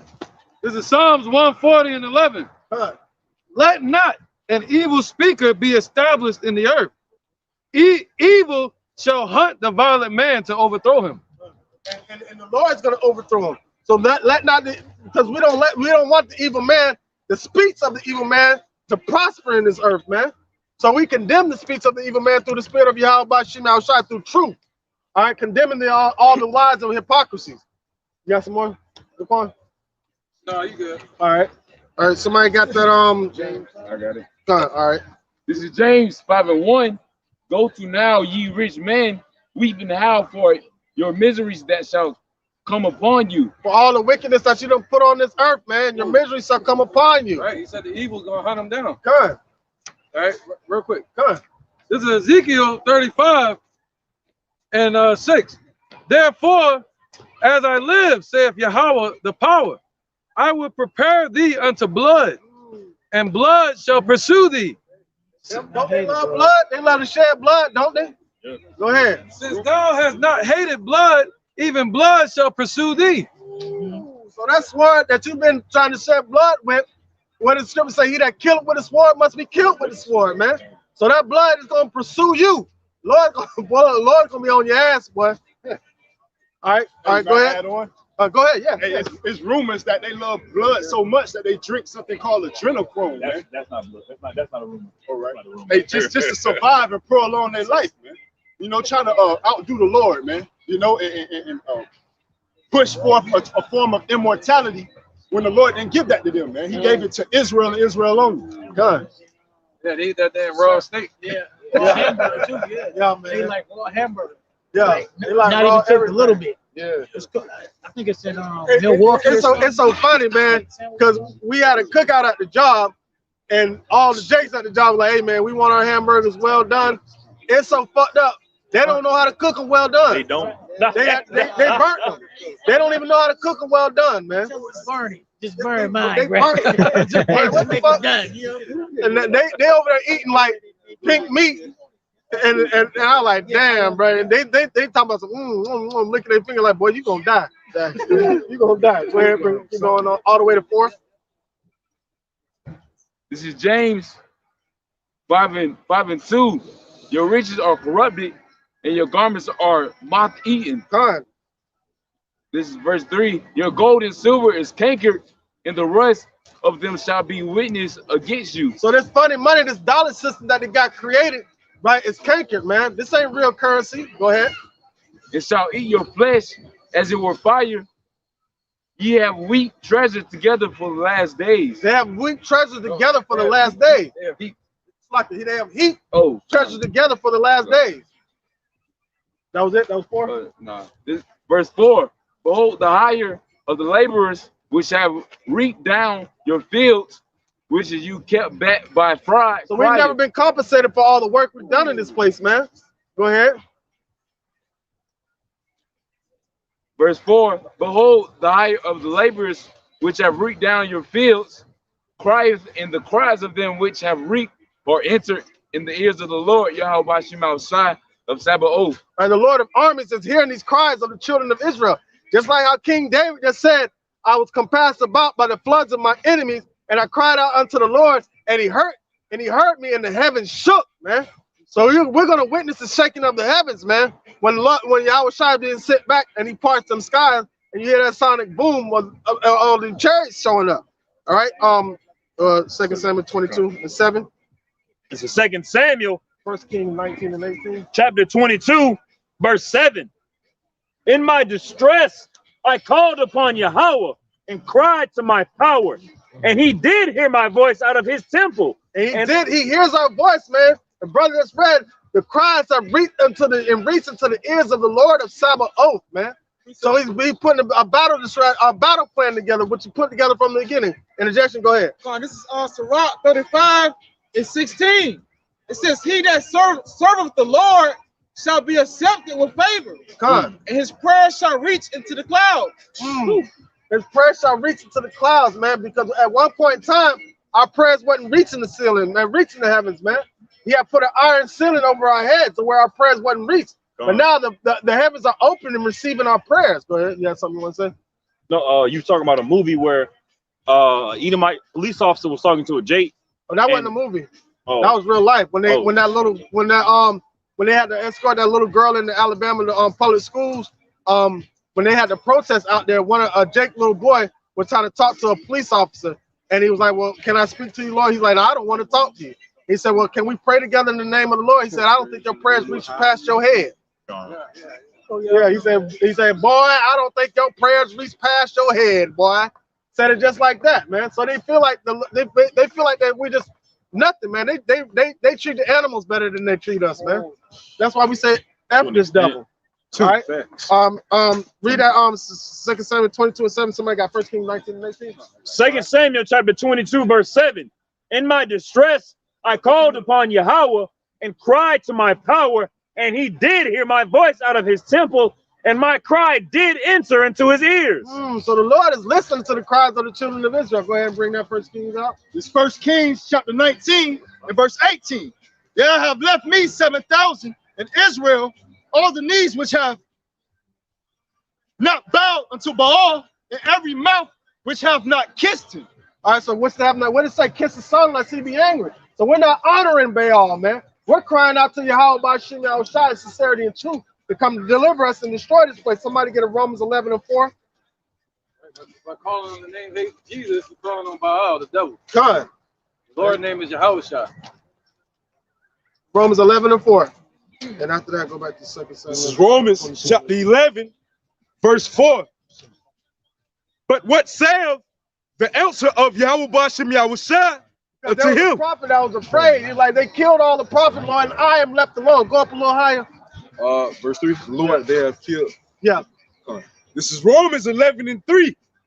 Lord, they have killed thy prophets and digged down thine altars, and I am left alone, and they seek my life. Right, they seek our life today, man.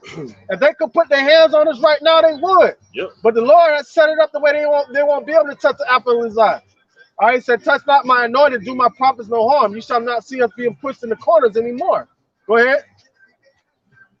Verse 4, Romans 11. But what saith the answer of the Most High unto him? So when the prophet was crying out, Lord, they killing us, they done killed us all, and I left alone, man. What am I to do? And what was the Lord's reply unto him? Go ahead. I have reserved to myself 7,000 men who have not bowed down the knee to the image of Baal. So that's 7,000 means completion. So a complete number of men that have not bowed down their knees to the devil and worship the devil, man.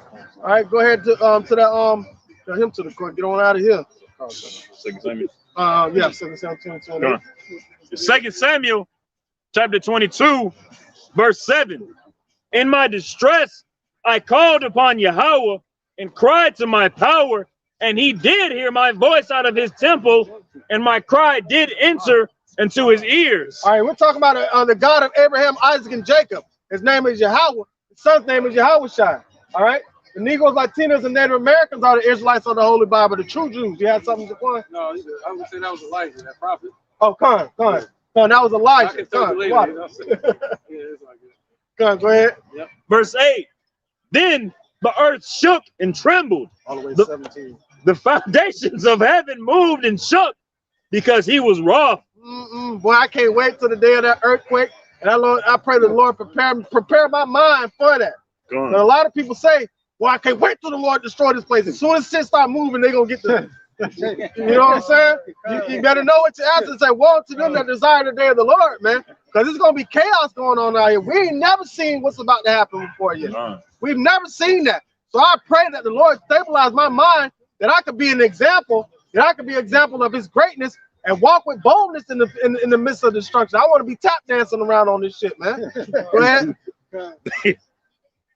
Verse 9 of chapter 22 of 2 Samuel.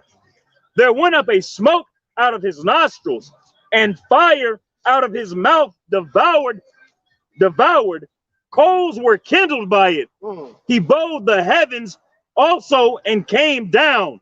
And darkness was under his feet. And he rode a cherub and did fly. And that's how the Lord's going to show up. That's how the Lord is going to show up, to shake terror of the earth. All right?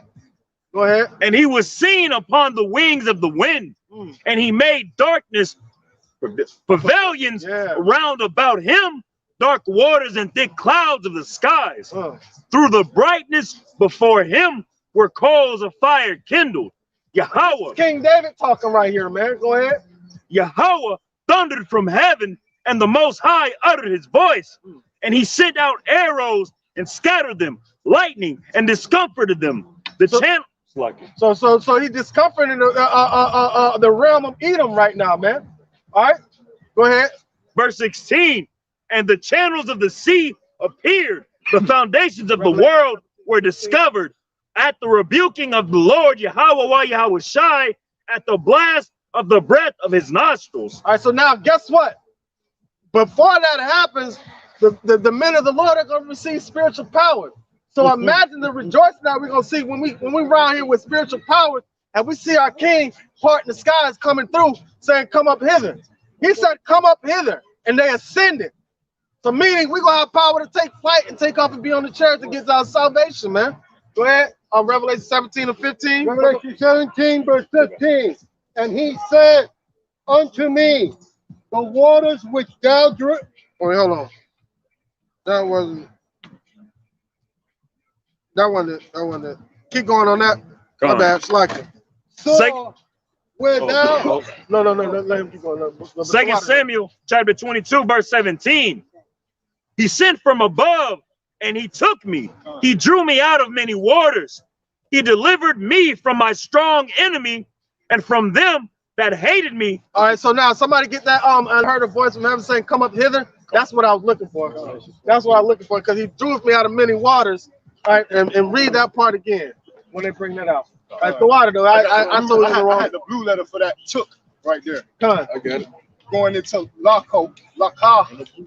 It's in Hebrew H3947, meaning to take, get, fetch. You know, seize. So he seized David out of his trouble. Oh yeah, I did want that. I did bring that. Yeah, I did want that, because he said he brought me out of the waters. Bring that out in Revelation 17 and 15 again. I knew I had it there for some reason. The water, Yahweh Shemel Shai. 17 and 15. Revelation, because what he say? He drew me out of many waters, right? All right, go ahead. Revelation 17, verse 15. And he said unto me, the waters which thou saw where thou hold sitting are people and multitudes, nations and tongues. With a horse sitter. With a horse sitter. It's in the horse. It's a multitude. What's that, 17 and 15? All right, read it again. What about this out? Okay, Revelation 17, verse 15. And he said unto me, the water which thou sawest where thou hold sitting, the whore. Sitting are people and multitudes, nations and tongues. All right, so now go back to that 2 Samuel 22 and 17 again. All right, so the water without seeing that the whore sitteth are people, nations, kindreds, and tongues. All right, so the Negroes, Latinos, and Native Americans are the Israelites of the Holy Bible. Father's name is Yahweh, son's name is Yahweh Shai. So now, what did King David just say? Go ahead. 2 Samuel chapter 22, verse 17. He sent from above. He took me. He drew me out of many waters. All right, boom. Somebody give it out that scripture. Come up hither.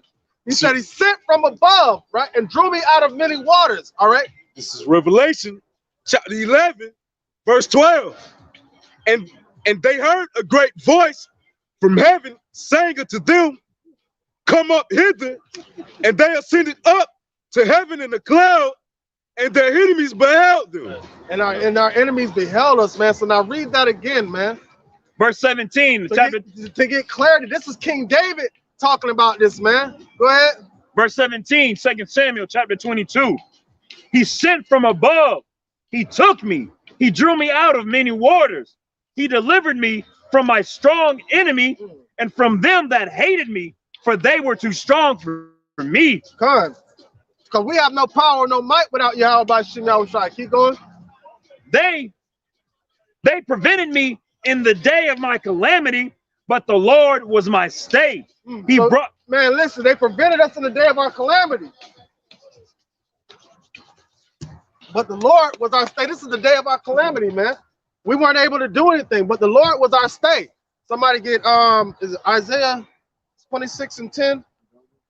Yeah. I think it is. They shall no longer stay upon horses. No, they should no longer stay upon them that smoke them. Yeah. Is it 26 and no?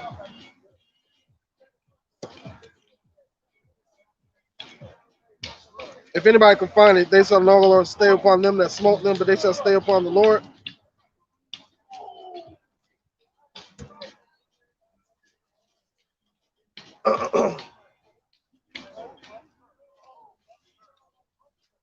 If you can't find it, go ahead. This book of Isaiah 8 and 7. Now, therefore, behold, the Lord Yahweh bringeth up upon them the water of the river, strong and many, even the king of Assyria and all his glory, and he should come up over all his channel and go over all his bank. And that's what the Lord did to the king of Assyria back then, man. And that's what the Lord's going to do to Esau today. All right, somebody want to bring that Isaiah? All right. This is Isaiah chapter 10, verse 20. And it shall come to pass that in that day that the remnant of Israel and such as are escaped of the house of Jacob shall no more again stay upon him that smote them, but shall stay upon the Lord Yahweh, the Holy One of Israel, in truth. So that's what we're going to stay upon. We're not longer going to stay upon our enemies. Now read that again. Verse 17. 18. Stay. Yeah. Verse 19. Verse 19. Got one. All right, real quick. Hold on. This is 2 Thessalonians 2. Just get to the point. And 6. And now ye know what withholdeth, that he might be revealed in his time. So we're revealing who that is, the mystery of iniquity, Esau, Edom, the devil. For the mystery of iniquity doeth already work, and only he who now letteth will let until he be taken out of the way. And so the Lord is taking them out of the way, so we have no longer stay upon them that smote us. Now we stay upon Yahweh by Shem Yahushua. All right, keep going, because the Negroes, Latinos, and Native Americans are the Israelites of the Holy Bible. Father's name is Yahweh, Son's name is Yahweh. You need to know this place is going to be destroyed, man. Lord's done with this place. Go ahead. Real soon. Like yesterday. Go ahead. Verse 19, 2 Samuel chapter 22. They prevented me in the day of my calamity, but the Lord was my stay. He brought me forth also into a large place. He delivered me because he delighted in me. The Lord. Psalms 91:14. The Lord rewarded me according to my righteousness, according to the cleanliness of my hands hath he recompensed me. All right, so now what was he washed with? He was washed with the word, man. His heart was circumcised. It was King David, a man after the Lord's own heart, man. King David was after righteousness, and he'll forever be our king because of that, under Yahweh Shai. All right, man. This is Psalms 91, verse 14. Because he had set his love upon me, therefore will I deliver him. I will set him on high, because he hath known my name. And then didn't he say the Lord rose him up and pulled him out of the waters? And we're looking for that same fashion to happen unto us. This is King David that was talking about it. All right, keep going. Come on. Verse 20. He brought me forth also into a large place. He delivered me because he delighted in me. God. The Lord rewarded me according to my righteousness, according to the cleanliness of my hands hath he recompensed me. God. Verse 22, for I have kept the ways of the Lord Yahweh, and have not wickedly departed from my power. God. So that's how we get power instilled upon us, man. Don't depart from the ways of the Lord. Because the Negroes, Latinos, and Native Americans are the Israelites of the Holy Bible. We need to understand the Father's true name is Yahweh. His son's name is Yahushua. He's coming to bring judgment on this place, man, to destroy this place, man. All right? People walk by and act as if this place is going to continue and go on forever. That's the mindset that Esau wants everybody to be in. The devil, Caucasian race. Devil means deceiver. Deceiving the minds of the people to try to chase after what they call the American dream or way of life. Prosperity doctrine. No, there's no prosperity in the land of the wicked. Yeah, precept. All right, go ahead. Psalm chapter 11, verse 6. Upon the wicked he shall rain snares, fire, and brimstone. And that's what's going to happen to this place. This place is done, man. This place is done. It's hanging on by a thread. All right. And horrible tempest, this shall be the portion of their cup. This is going to be the portion of America and everybody that's tired, that got their mind wrapped around this place. And this is Deuteronomy 30 and 7. And the Lord thy power, Yahweh Ba'Shem Yahushua, will put all these curses upon thy enemies and on them that hate thee, which persecuted thee. So now it's time for when the curses that we went through and we've been suffering is coming upon this damn devil and his kingdom and his whole society, man. You know, so you want to be in a good standing of your power, man. You know, your God. God. You want to stand in the way of truth, not in the way of deception. And that's what this devil is doing, deceiving the minds of the people. That's why they're still stuck in the ways of America and still stuck in this system, because they believe they found pleasure in unrighteousness that they should believe a lie. This is John chapter 15, verse 18. If the world hates you, you know that it hated me before it hated you. So you unfriend the world and become a friend to Yahweh Ba'Shem Yahushua. Go ahead. If ye were of the world would love his own. But because ye are not of the world, but I have chosen you out of the world, therefore the world hated you. So the world's gonna hate you, man. But be glad that the world hates you, because the world hated Yahushua, man. So you're walking in that same image. What was that, John? What, 15? 15, 18, 19. All right. What? All right, keep going on that. Okay, go ahead. This is Proverbs 22 and 3. A prudent man foreseeth the evil and hideth himself, but the simple passeth on and are punished. All right, and hideth himself. All right, so what are they hiding themselves from? They're hiding themselves from the destruction that's about to come. And how do they hide themselves? Psalms 91 and 1. If somebody want to get it, that's how they hide themselves from being a prudent man. Is falling after the ways of Yahweh Ba'Shem Yahushua. Go ahead. This is Psalms 91, verse 1.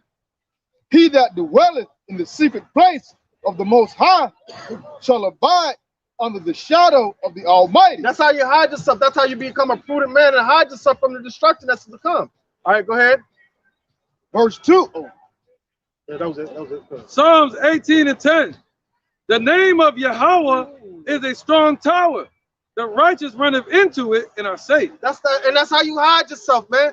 And guess what? Within that hiding yourself, you get spiritual powers. All right, and the Lord's going to give it to ones that truly believe in His name. Go ahead. This is Nahum 1 and 6. It says, "Who can stand before His indignation? Who can abide in the fierceness of His anger?" Who can abide in that? So you want to be on His side when His fierceness of His anger shows up. Go ahead. It says His spirit is poured out like fire, and the rocks are thrown down by Him. Boom! The rocks are thrown down by Him. This whole mountain, the system of government is going to be torn down by Yahweh Ba'Shem Yahushua, man. There's no ifs, ands, or buts about it. So what manner of conversation should you be in with all this stuff going on? Roughly paraphrasing the scripture. You want to be out here all hunky-dory and laughing? Of course, people are going to sit around and do things like, you know what I'm saying, go to the parks and walk around. But what mindset should you be in knowing that this place is going to be destroyed? You can act like it ain't going to happen, but it's still going to happen. Like, I mean, come on. That was it. One more. It says the Lord. It says the Lord is good, a stronghold in the day of trouble, and He knoweth them that trust in Him. And He knoweth them that trust in Him. Those are the ones He's gonna say, "Come up hither." Go ahead, Zaquan. Well, let's even read the other one. Right. Proverbs. This Proverbs chapter 3, verse 5. Trust in the Lord Yahweh with all thine heart, and lean not unto thy own understanding. And that's what you got to trust in, because your mind will deceive you and cause you to do dumbass shit.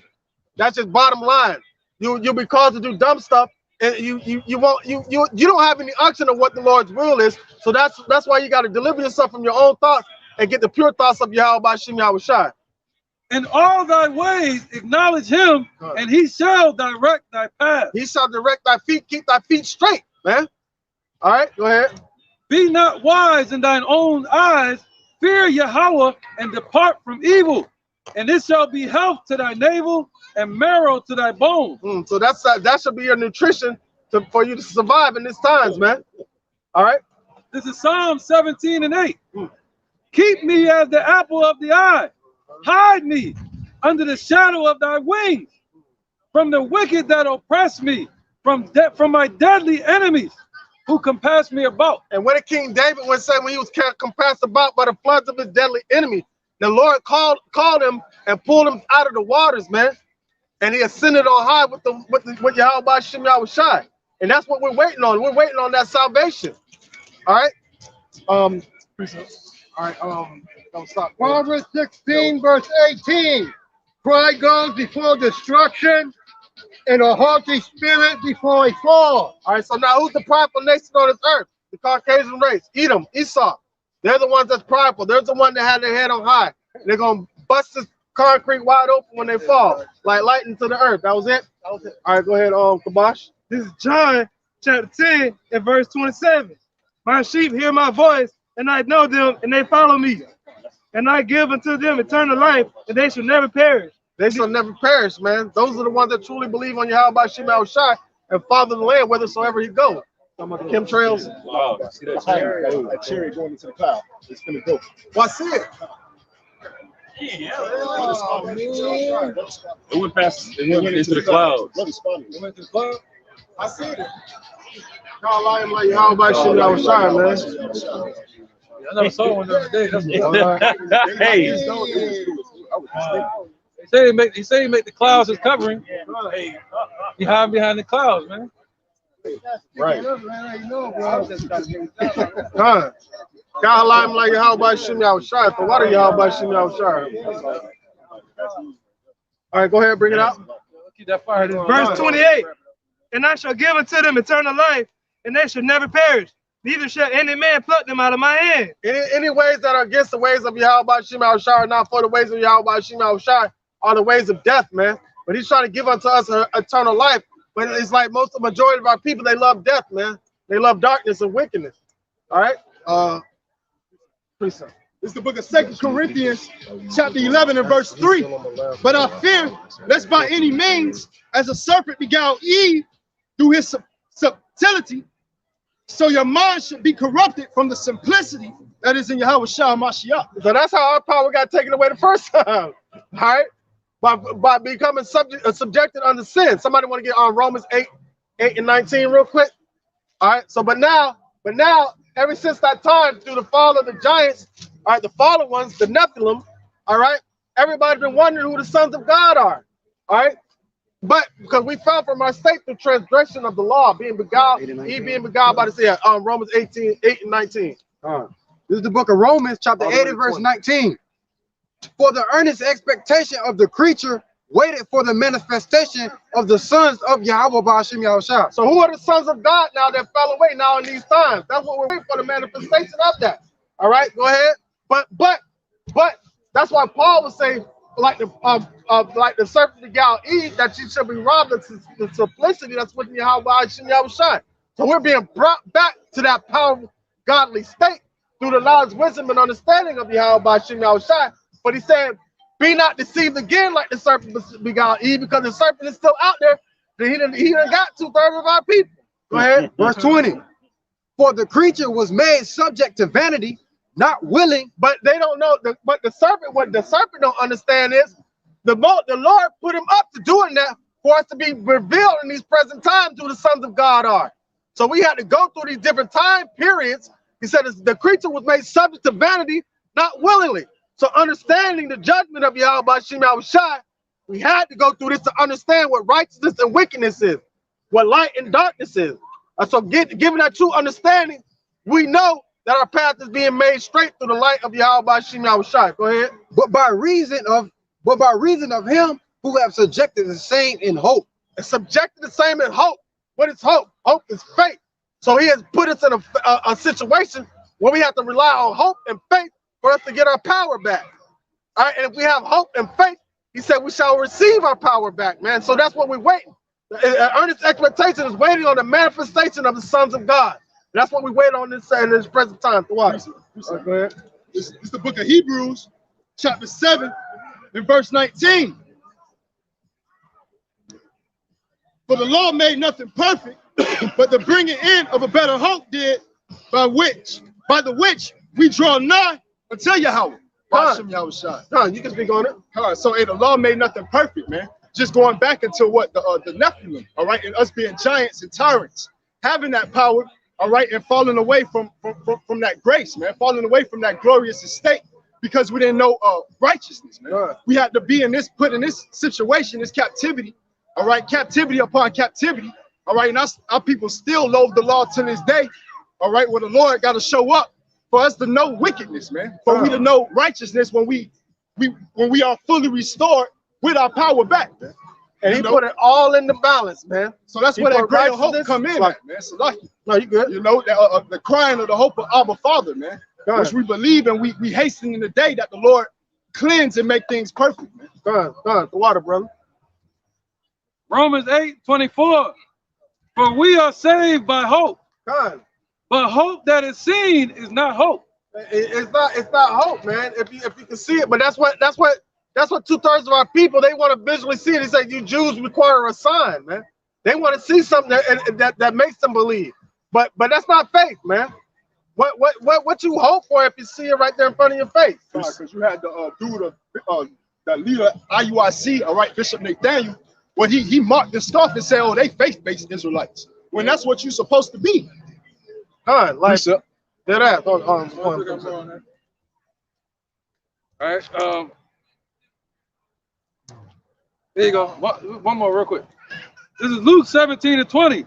And when he was demanded of the Pharisees when the kingdom of Yahweh should come, he answered then and said, the kingdom of Yahweh cometh not with observation. So the kingdom of like they want, is it over there? Is it over here? And he'll tell them the kingdom does not come with observation, right? That's not how you're gonna get. That's not how you're gonna retain the kingdom of heaven. All right, go ahead. Yeah, we're not gonna see. We're not gonna see them building a building for us over there. You know? Good. All right, and we ain't gonna see a building coming out of the sky. Good.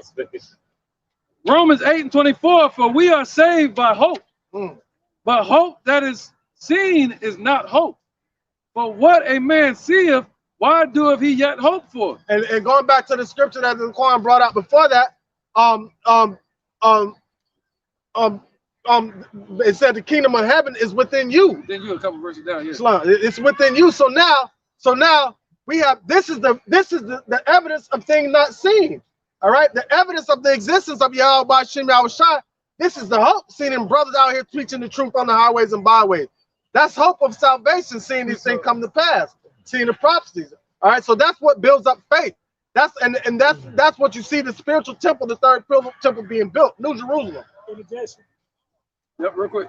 But if we hope for that we see not, then we with patience wait for it.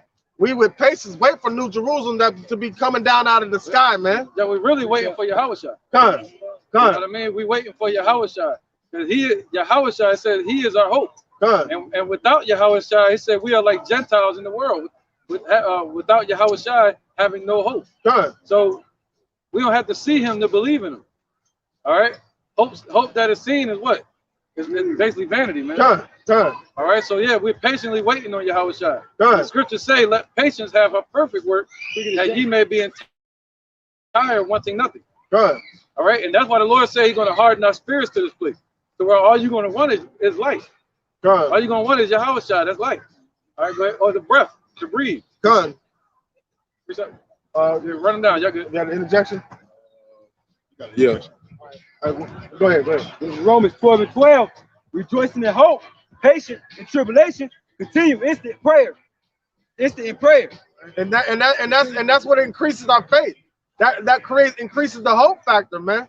Hebrews chapter 11 runs down the definition of faith and the patriarchs in the beginning that were examples of what faith. Abraham, Noah, Isaac, Moses, all these got their rapport through faith and hope. All right.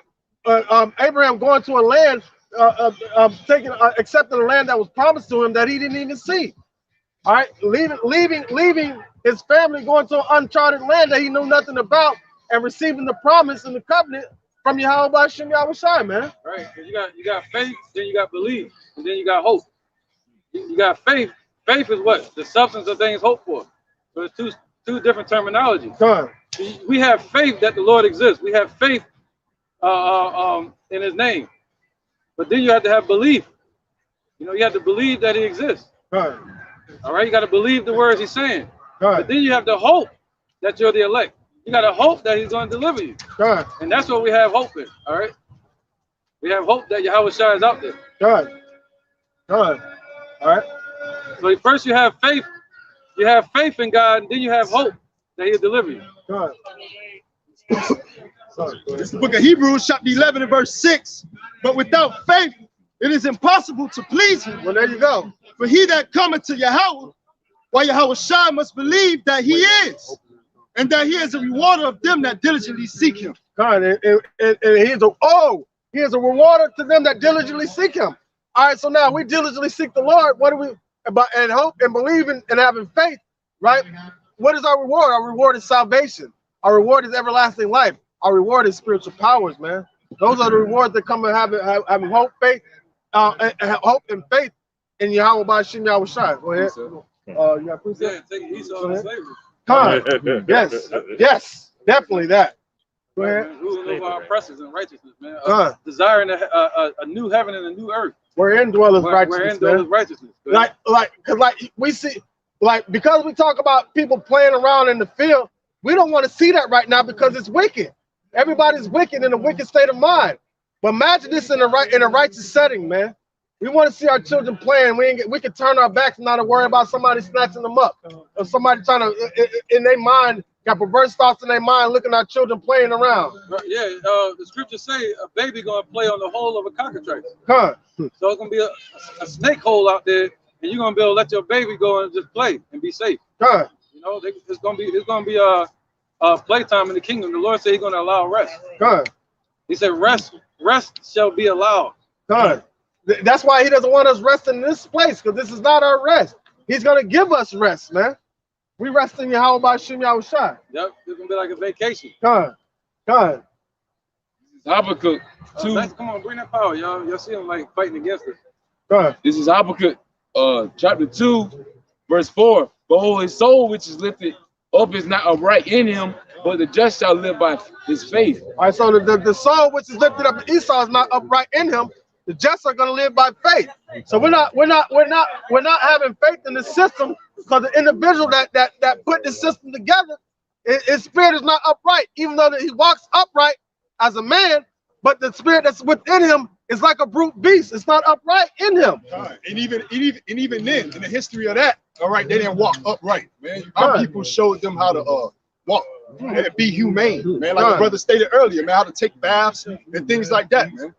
They were inhumane. They were the beast, the basis of all men, according to Job 30:8. And so why do you think that anytime they do something like dumb and like crazy and nasty, it's like, oh, that's that white people stuff? Because they still got that cave-like mentality within them, man. They do dumb shit like let their dog lick food out their mouth and crazy dumb stuff like that. Because they still are brute beasts. They still have that mind. And these are the individuals that rule the world. They're comfortable walking around barefooted, man, with all this concrete on the Now I'll walk around barefoot in the grass, but on it, man, you get blisters and stuff walking around on this stuff.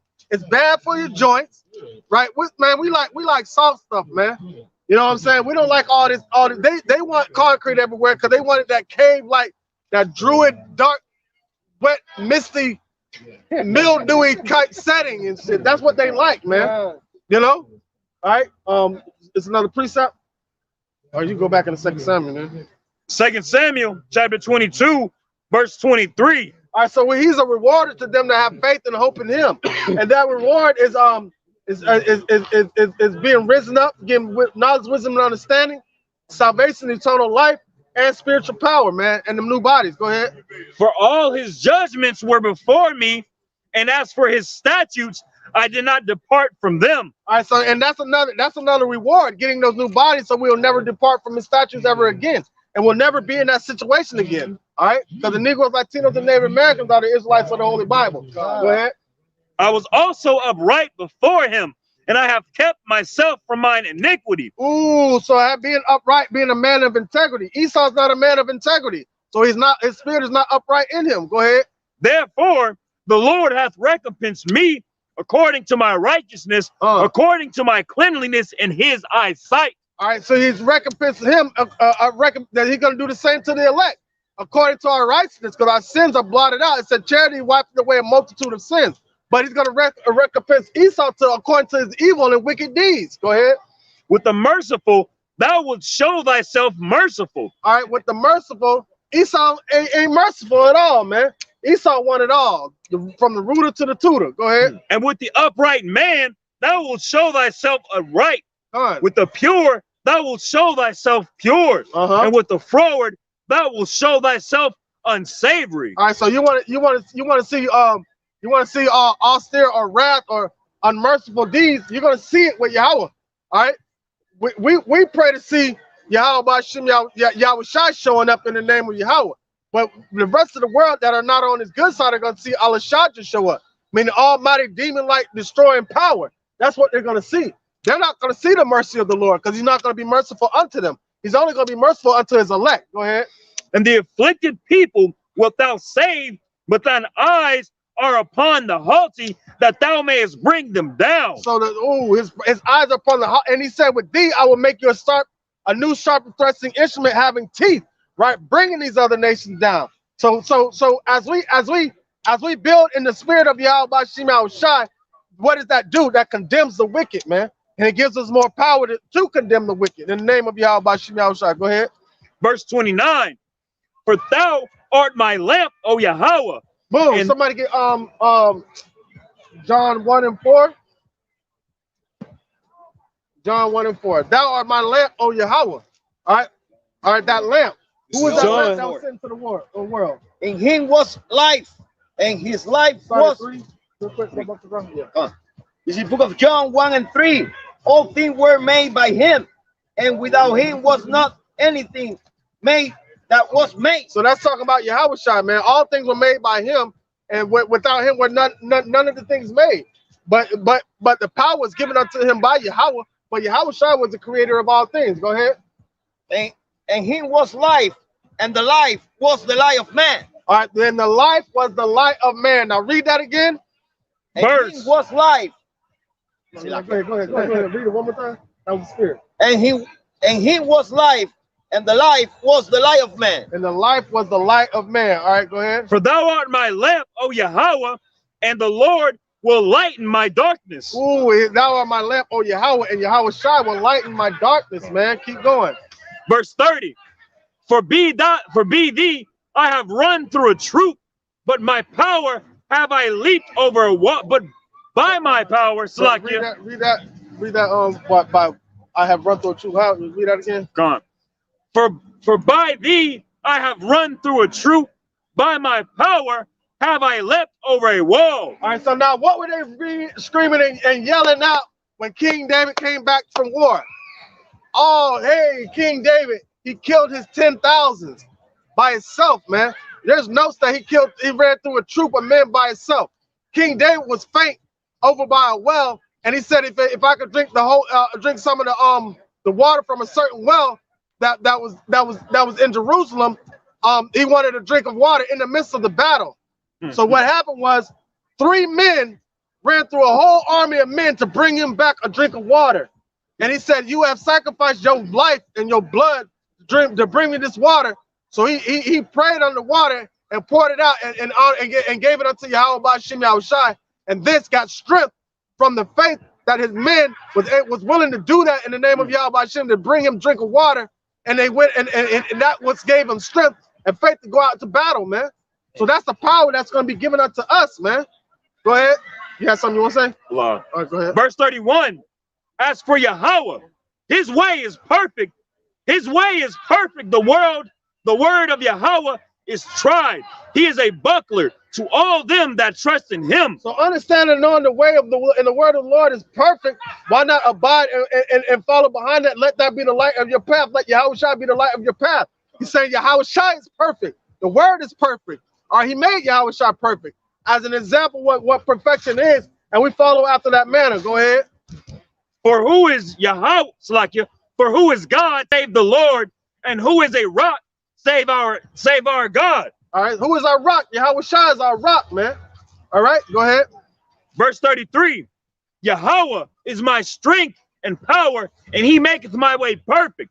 All right, so now with the understanding Yahweh is our strength and our power, that's when we became powerless when he turned his face from us and exiled us out of our land.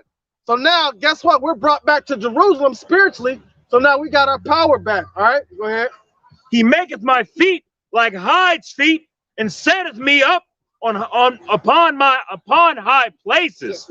He put strength in his feet so he can stand upon high places, man. Go ahead. He teacheth my hands to war, so that a bow of steel is broken by mine arms. So you understand, by understanding Amos 9 and 10, that he's raising up the tabernacle of David. That's the governing body under Yahweh Shai. And what was the tabernacle was David with mighty men, man. So these are the things he say he teaches my hands to war. Right now we're warring spiritually, right? But he said he's gonna send for fishes. After they fish, he's gonna send for many hunters. All right, and we're gonna, Lord willing, I'm part of that number. The elect are gonna be those hunters hunting these nations, man, because he said the nation of Israel is his battle axe and weapon of war. Keep going. Verse 36. Thou hast also given me the shield of thy salvation. Boom, the shield of thy salvation. So we got to put on the whole armor of Yahweh by Shem Yahushua. Was that Ephesians 6? All right, go ahead, bring that out real quick. All right, go ahead. This is Amos chapter 9, verse 11.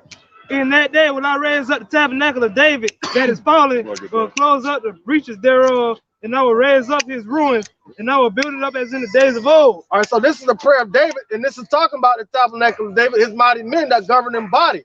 All right, because the Negroes, Latinos, and Native Americans are the Israelites of the Holy Bible. The Most High Yahweh's chosen people. The Father's name is Yahweh, the Son's name is Yahushua. We need to know this. All right, this place is going to be destroyed, man. The Lord is taking all the mirth out of the land. All right, you got that Ephesians? All right, bring it out. It's Ephesians 6 and 10. Finally, my brethren, be strong in the Lord and in the power of his might.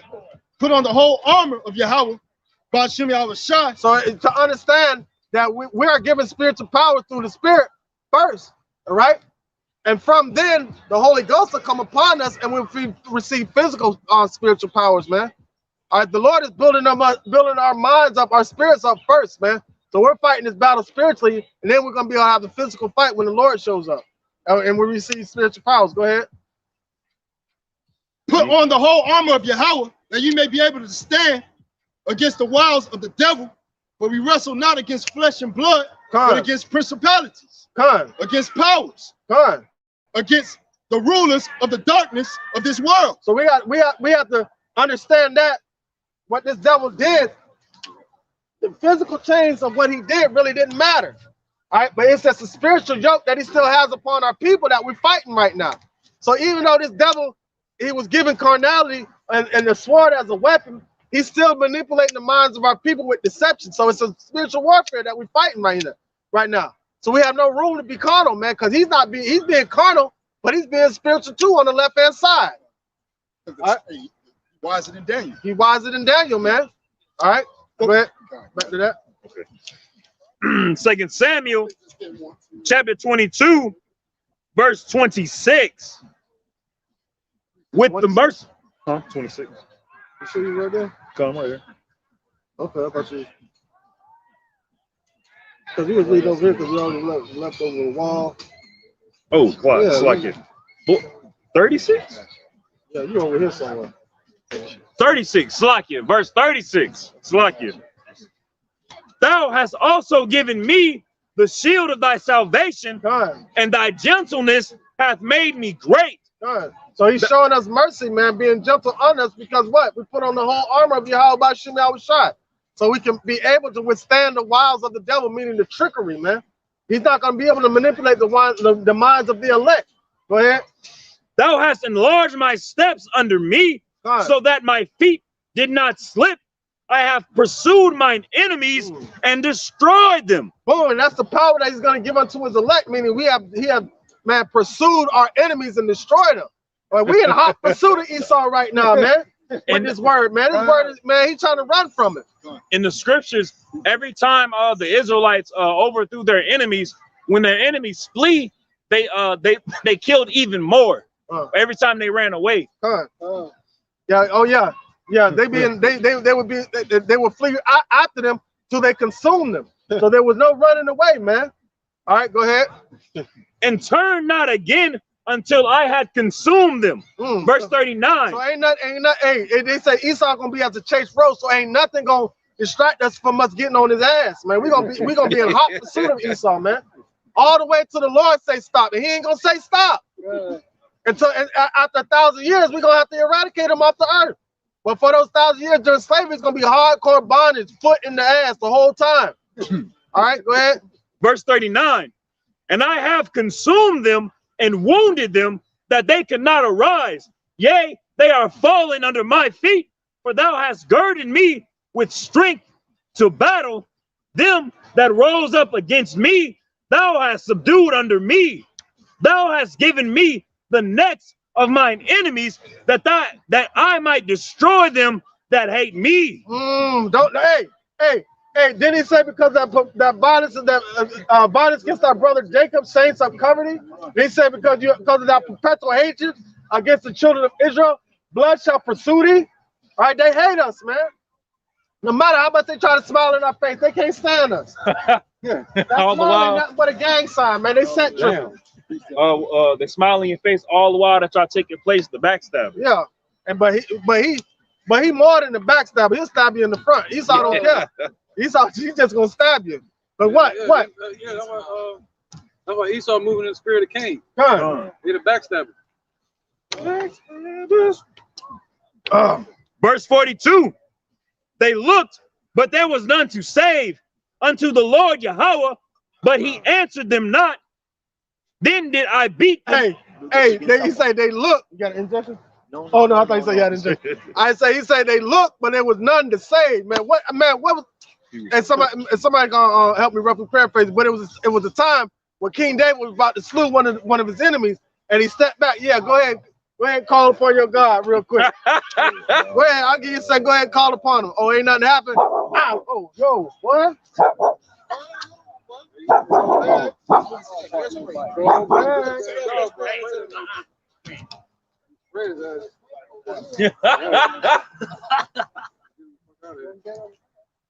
Damn. Well, hey, bring it out. This is the book of Amos, chapter 5 and verse 18. Woe unto you that desire the day of the Lord. To what end is it for you? The day of the Lord is darkness and not light, as if a man did flee from a lion and a bear met him. All right, so ain't nobody gonna be able to escape this judgment, man.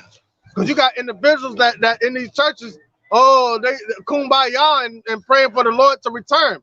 But when he returns, that's the end of this system. That's the end of their way of life. That's the end of their money. That's the end of their Ponzi scheme, man. 501c3 terminated. That's the end of that. The 501c3 terminated. Go ahead. It says, or went into the house and leaned his hand on the wall, and a serpent bit him. So just like the brother saying, ain't no running from the Lord, man. You know, if you run from that judgment, you're gonna be met with another judgment, and that's gonna be far worse, like the brother has stated. Man, when you run, Israel kill more people, man. So what you think the Lord gonna do? You know? Hey, man, listen. I'm gonna tell you straight up, I'm not a violent person, but if we say we're gonna do it according to the Lord anger, And the more we read these scriptures, we understand the more pissed off that the Lord is, man. The Lord pissed off. Go ahead. Psalm 83, verse 17 and 18. Let them be confounded and troubled forever, yet let them be put to shame and perish. And that's what's going to happen to Esau, man. He's going to be put to shame and perish, washing away like his own dung being flushed down the toilet. Boo-boo. That's it. Game over. Go ahead. Verse 18. That man may know that thou, whose name alone is Yahweh, the Most High, over all the earth. Over all the earth. And that's the only reason why we out here. All right, to glorify the Father's name and glorify the Son's name and bring destruction on this earth, man. And that's why we out here. All right, keep going on that all the way to 47. On verse 43 of 2 Samuel chapter 22. Then did I beat them as small as the dust of the earth. I did stamp them as the mirror of the street and did spread them abroad. And hey, you tell me stamped them as the mirror of the sea and spread them abroad. Get out of here. And that's the power that the Lord's going to give his elect, man. This is King David talking. Once again, go ahead. Verse 44. Thou also hast delivered me from the strivings of my people. Thou hast kept me to be head of the heathen, a people which I knew not shall serve me. Salakia. Hey, what did he tell you? How he said, my Lord said unto my Lord, sit down here on my right hand side while I make thy enemies thy footstool, man. And we're witnessing that happen, man. All right, so now, if he's the footstool of our king, Yahweh Shai, he's going to be a footstool to the children of Israel, man. Because we're going to be up under Yahweh Shai, putting hell on these devils, worse than the hell that they put on us. Thus saith the Lord. Go ahead. Go on. You got a precept? All right, go ahead. All right, this is the book of Ezekiel, chapter 25, verse 14. And I will lay my vengeance upon Edom by the hand of my people Israel, and they shall do in Edom according to my anger. Ooh, so that's what we're going to do to Edom according to the Lord's anger. The Lord is pissed off. He's pissed off with the heathen daily, man. You know? Keep going. And according to my fury, and they shall know my vengeance, saith the Lord, Yahweh Ba'ashem Yahushai. All right, they're gonna know. So they're gonna know the vengeance, because we're gonna do it according to his anger. So when they see us running up on them with foots being ready to be put in their ass, they're gonna see the fierce anger of the Lord in our eyes, man. That's what they're gonna see, man. That's a terrible thing. That's a terrible thing. Cause guess what? Like, you can't see the raging spirit that's within inside us now, but when we get in those new bodies, man, oh, you're gonna see it. We're gonna see that glow upon us, man. We're gonna be like how Bruce Leroy was. But what did Shona say? Who's the master? Leroy came up out of that water. He said, I am. Come on, go ahead. This is Job chapter 5, verse 17. Behold, happy is the man whom Yahweh corrected. Come on. Therefore, despise not the chastening of the Almighty. For he maketh sore and bindeth up. God. He woundeth and his hands make whole. He shall deliver thee in 6 troubles. Yea, in 7 there shall no evil touch thee. So that's the elect being pulled through the fire, man. And 6 troubles is talking about spiritual power. God. And then in 7 is the missiles. God. God.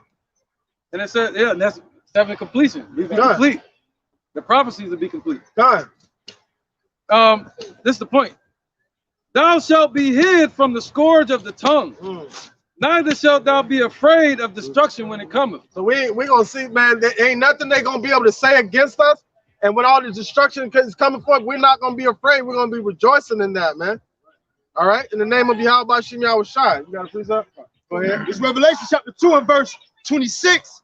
And he that overcometh and keepeth my works unto the end, to him will I give power over the nations. And he shall rule them with a rod of iron, as the vessel of a potter shall they be broken to shivers. All right, so the Lord's gonna give us power to beat these devils in the chaff, man.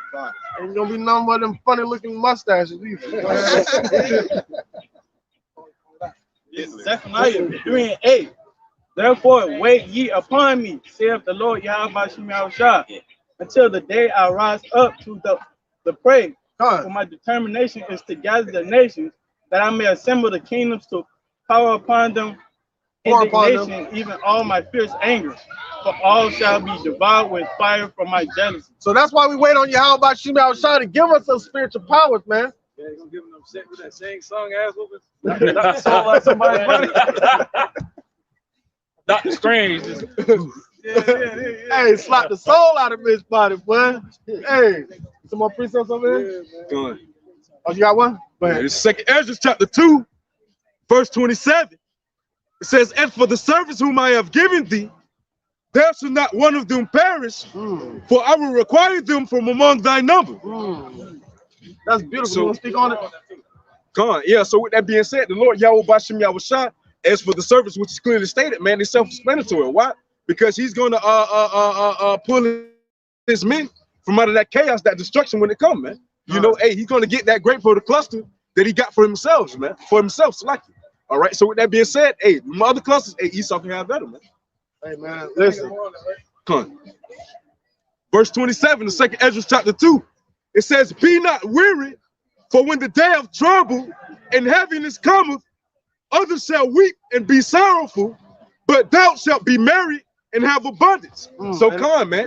Hey, when the day of trouble come, hey, we're going to be merry and have abundance. All right, come. We're going to be merry and have abundance. Why? Because Scripture say in Isaiah 65, it say, "Therefore, when I called, ye have not answered. When I spake, ye did not hear, but did choose therein where I delighted not," man, roughly paraphrasing.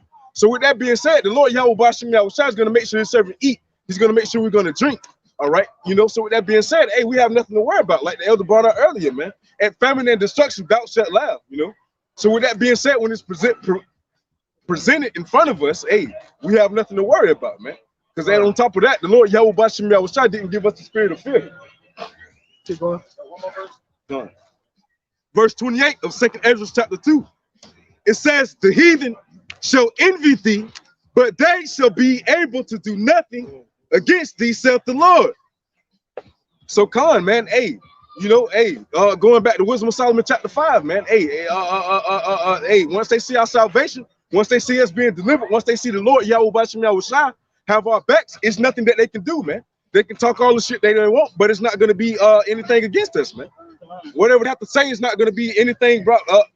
Whatever they have to say is not going to come to pass. Why? Because there's no weight behind their words, man. You know? Their words amount to nothing, man. All right. Some more precepts? All right. Dude, wait, no, go ahead. This quick interjection. This Luke 16 and 23. "And in hell he lift up his eyes, being in torments, and seeth Abraham afar off, and Lazarus in his bosom." All right, so this is a story about the rich man, the parable about the rich man and Lazarus. All right, the rich man being Esau, Lazarus being Jacob. Okay, so now, all right, in the beginning part of it, set the tone. In the beginning part of it, Lazarus was in hell, all right, and the rich man was in heaven. So now you're seeing the transition where the rich man is going to be in hell, and Lazarus is going to be in this heavenly state. All right. Go ahead. 2nd Ezra chapter 8, verse 50. "For many great miseries shall be done to them, that in the latter time shall dwell in the world." Go ahead. I'm going to read it again. "For many great miseries shall be done to them, that in the latter time shall dwell in the world, because they have walked in great pride. But understand thou for thyself, and seek out the glory for such as be like thee. For unto you is paradise opened, the tree of life is planted, the time to come is prepared, plenteousness is made ready, a city is builded, and rest is allowed." And that's a beautiful precept for the parable of the rich man and Lazarus. All right, because they're going to be in great misery, but we're going to enter into paradise, man. And they're going to wish, and they're going to see, like, this is their paradise right now, right? But when they see our paradise, they're gonna be like, damn, man, let me get a little drop of water. Let me get a little something. They don't be able to get nothing. Right. I'm gonna do one more verse. Go ahead. "And therefore ask thou no more questions concerning the multitude that perish. All right, so he's like, don't worry about them. Worry about seeking your salvation, man. Seeking the spirit of the Lord. And ask no more about what's going to happen to the wicked. Because they're going to get their judgment, but just work to get your reward, man. In the name of Yahweh Shem Yahweh. The precepts, when we go back to this. All right, go ahead. 2 Samuel, verse 22. Salakia, chapter 22, verse 46. Strangers shall fade away, and they shall be afraid of their close places. The Lord liveth, and blessed be my rock, and exalted be the power of the rock of my salvation. That's rock of that power of that salvation, talking about Yahweh, man. Blessed be Yahweh Shem Yahweh. Go ahead. It is Yahweh that avengeth me, that bringeth down the people under me, and that bringeth me forth from mine enemies. Thou also hast lifted me up on high above them that rose up against me. Now another transition of the rich man and Lazarus. All right, so now Lazarus, Jacob was in a low state. When the rich man, Esau, Caucasian race are in their heavenly state now. Now we're being risen up and they're being brought low. You see that? Go ahead. Luke chapter 10, verse 18. And he said unto them, I have beheld. No, you're going to let me get this part out. And he said unto them, I beheld Satan as lightning fall from heaven. Done. And so that's the transition of them falling from that high state. Because the Lord is the one that lifted them up to be able to inflict punishment upon us. Behold, I give unto you power to tread upon serpents and scorpions. Now, serpents being these heathens and scorpions being 2/3 of our people. And over all the power of the enemy, and nothing shall by any means hurt you. Notwithstanding, in this rejoice not, that the spirits are subject unto you, but rather rejoice because your names are written in heaven. And so don't dwell upon spiritual powers, but dwell upon you being able to reap salvation in the name of Yahweh Shem Yahweh. Yeah, be thankful that we're forgiven. You know, man. Focus on that, man. Yeah, definitely focus on that. Go ahead. This is Psalm 75:7. It says, but Yahweh is the judge. He put it down one and set it up another. So the Most High is the judge. The Most High calls the shots. So he set it down one and he put it up another one. And it's time for Esau to be set down and for Jacob to be put up. So that's what's going to happen. Lord gonna sit his ass down real good. Put him in timeout. Is that what they like to do? Definitely timeout. Timeout, Jimmy. Go ahead. This is Exodus chapter 14, verse 14. The Lord shall fight for you, and you shall hold your peace. All right, the Lord's gonna fight for us, man. So that and we shall hold our peace, man. I'll hold our peace with the Lord, Yahweh Shem Yahweh, because that's what we really want to hold on to. This second Ezra chapter 6 and verse 8. And he said unto me, from Abraham unto Isaac, when Jacob and Esau were born of him, Jacob's hand held first the heel of Esau, for Esau is the end of the world, and Jacob is the beginning of it that followeth. And Jacob is the beginning of it that followeth. So when you see our people trying to be the token and blend in with these devils, all right, understand he's gonna blend in right to destruction. He's gonna blend in with a missile, man. All right. So we separate ourselves from these individuals, man, because they're wicked. And we cleave unto Yahweh by Shem Yahweh Shai. That's it. Any more, please, up? All right, bring it up. 2 Samuel chapter 22, the last bar of the last line of verse 49. Thou hast delivered me from the violent man. Verse 50. Therefore, I will give thanks unto thee, O Yahweh. And who was that violent man? Talking about the rich man and Lazarus, man. The rich man is that violent man. Esau is that violent man. Look at his handiwork right there. He's a violent man. And he said he's had lift up against those that don't even afflict thee. We don't even say nothing. We don't even try to fight back against the devil for real. Because that's how they got rich. God. That's exactly how they got rich, man. Through the prosperity of us being enslaved here. Go ahead. Go ahead. This is Isaiah chapter 31 and verse 1. Woe to them that go down to Egypt for help and stay on horses and trust in chariots because they are many, and the horsemen because they are very strong, but they look not unto the Holy One of Israel, neither seek the Lord. All right, so that's 2/3 of our people that are going to go back to Egypt for help. All right, they're not going to seek Yahweh by Shema Shada to their refuge. Go ahead. Gone. Verse 2 Samuel chapter 22, verse 50. Therefore, I will give thanks unto thee, O Yahweh, among the heathen, and I will sing praises unto thy name. He is the tower of salvation for his king, and showeth mercy to his anointed, unto David, and to his seeds forevermore. All right, so he's gonna show. I'll read that last part again, verse 51. Verse 51. He is the tower of salvation for his. The name of the Lord is a strong tower, and that's what we run into for our safety and our refuge. Because the Negroes, Latinos, and Native Americans need to understand that we're the children of Israel, man, and salvation is unto us. All right, and the Father's name is Yahweh, His Son's name is Yahushua. All right, he is the tower of salvation for his king, and showeth mercy to his anointed, unto David, and to his seeds forevermore. All right, so and we're waiting for that anointing and waiting for that revelation and that salvation, man, in the name of Yahweh Shem Yahushua. I got one. This is Hosea chapter 6 and verse 5. Therefore I have showed them by the prophet. I have slain them by the words of my mouth, and thy judgments are as the light that goeth forward. All right, read it again with a little bit more power. Therefore I have showed them by the prophet. I have slain them by the words of my mouth, and thy judgments are as the light that goeth forward. That's why we read strong, because we're slaying them by the words of our mouth. And the words that are of our mouth, that are put in our mouth, are the words of Yahweh Shem Yahushua. Destroying these devils, man. Some more precepts? All right, go ahead. It's Isaiah 26 and 2.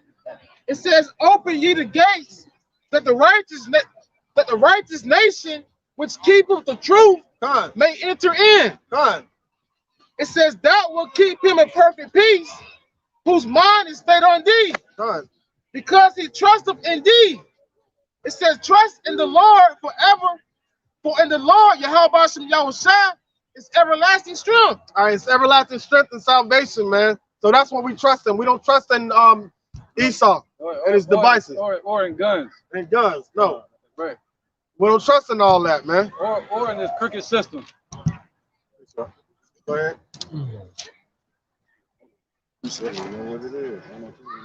Go ahead. This is Psalms chapter 44. I'm gonna start at verse 5.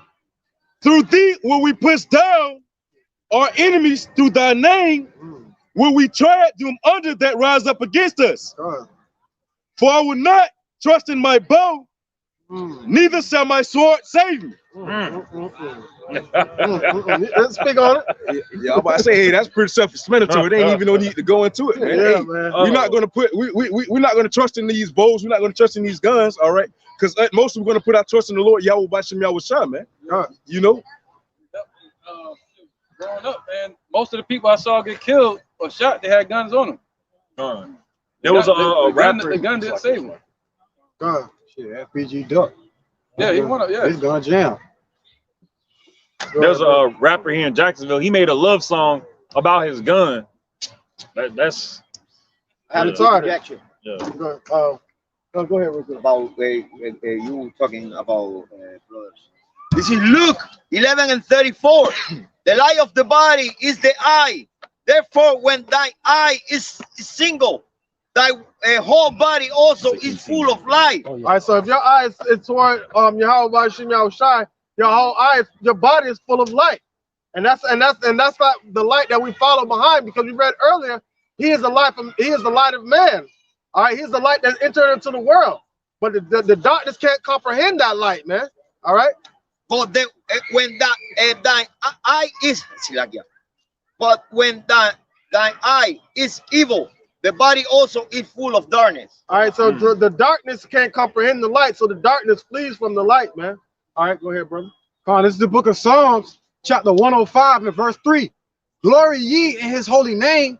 Let the heart of them rejoice that seek the Lord, Yahweh Shem Yahushua. Come on, man. Seek the Lord in his strength. Seek his face forevermore. Remember his marvelous works that he hath done, his wonders and the judgments of his mouth. O ye seed of Abraham, his servants, ye children of Jacob, his children. He is the Lord, our power, his judgments are in all the earth. And you're going to see his judgment being reaped in all the earth, man. Because we come out here on the highways and byways in the name of Yahweh Shema Shai to bring forth his judgments, man, in sincerity and truth. Some more precepts? And the way you seek his face is by seeking Yahweh Shai. Come. Yahweh Shai is the doorway to Yahweh. Come. So that's how you seek the Father's face, by seeking his son, Yahweh Shai. There's no other way to get to Yahweh. All right, and the Lord is a so-called black man from the tribe of Judah. Interesting? Go ahead. It's Romans chapter 8, verse 38. For I am persuaded that neither death, nor life, nor angels, nor principalities, nor powers. Start at 30. Wait, hold on. 35. All right, this is Romans chapter 8, verse 35. Who shall separate us from the love of the Mashiach?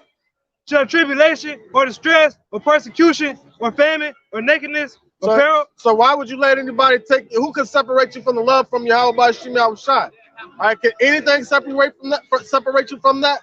No, because once that spirit is placed upon you, say, not the least rain fall to the earth. So there's no separation from that point. So all we have to do is keep our mind focused on Yahweh Shema Shai. Go ahead. Right, we had a falling away, and the Lord still brought us back to him. All right, man. Swiftly too. Verse 36, as it is written, for thy sake we are killed all the day. Yeah, all right. I'll just skip down. All right, verse 38. No, I'll talk to the brother. Oh, okay. Yeah, you good. Verse 38, for I am persuaded that neither death, nor life, nor angels, nor principalities, nor powers, nor things present, nor things to come, nor height, nor depth, nor any other creature shall be able to separate us from the love of God, which is in the Mashiach, Yahweh Shai, our Lord. All right, so nothing on this earth will be able to separate the true men of the Lord from the Lord from the love of Yahweh Shema Shai. Nothing in heaven or on earth. Nothing in heaven or on earth. Because you got the spiritual demon Satan on the left-hand side that tried Job. And even that, he said that neither angels either. Because even the spiritual demon Satan couldn't separate Job from the Most High. It's been proven 7 times over, man. 7 times over. Purified, sanctified, separated, holy. All right, the true elect of the children of Israel. And Lord willing, this lesson was edifying and it served its purpose. Right now? All right. Anybody got any precepts? Psalm 54, verse 5. He shall reward evil unto my enemies, cut them off in thy throat. All right, boom. That's it. That's straight to the point. He shall reward evil to my enemies, cut them off with thy truth. And you're witnessing happening today.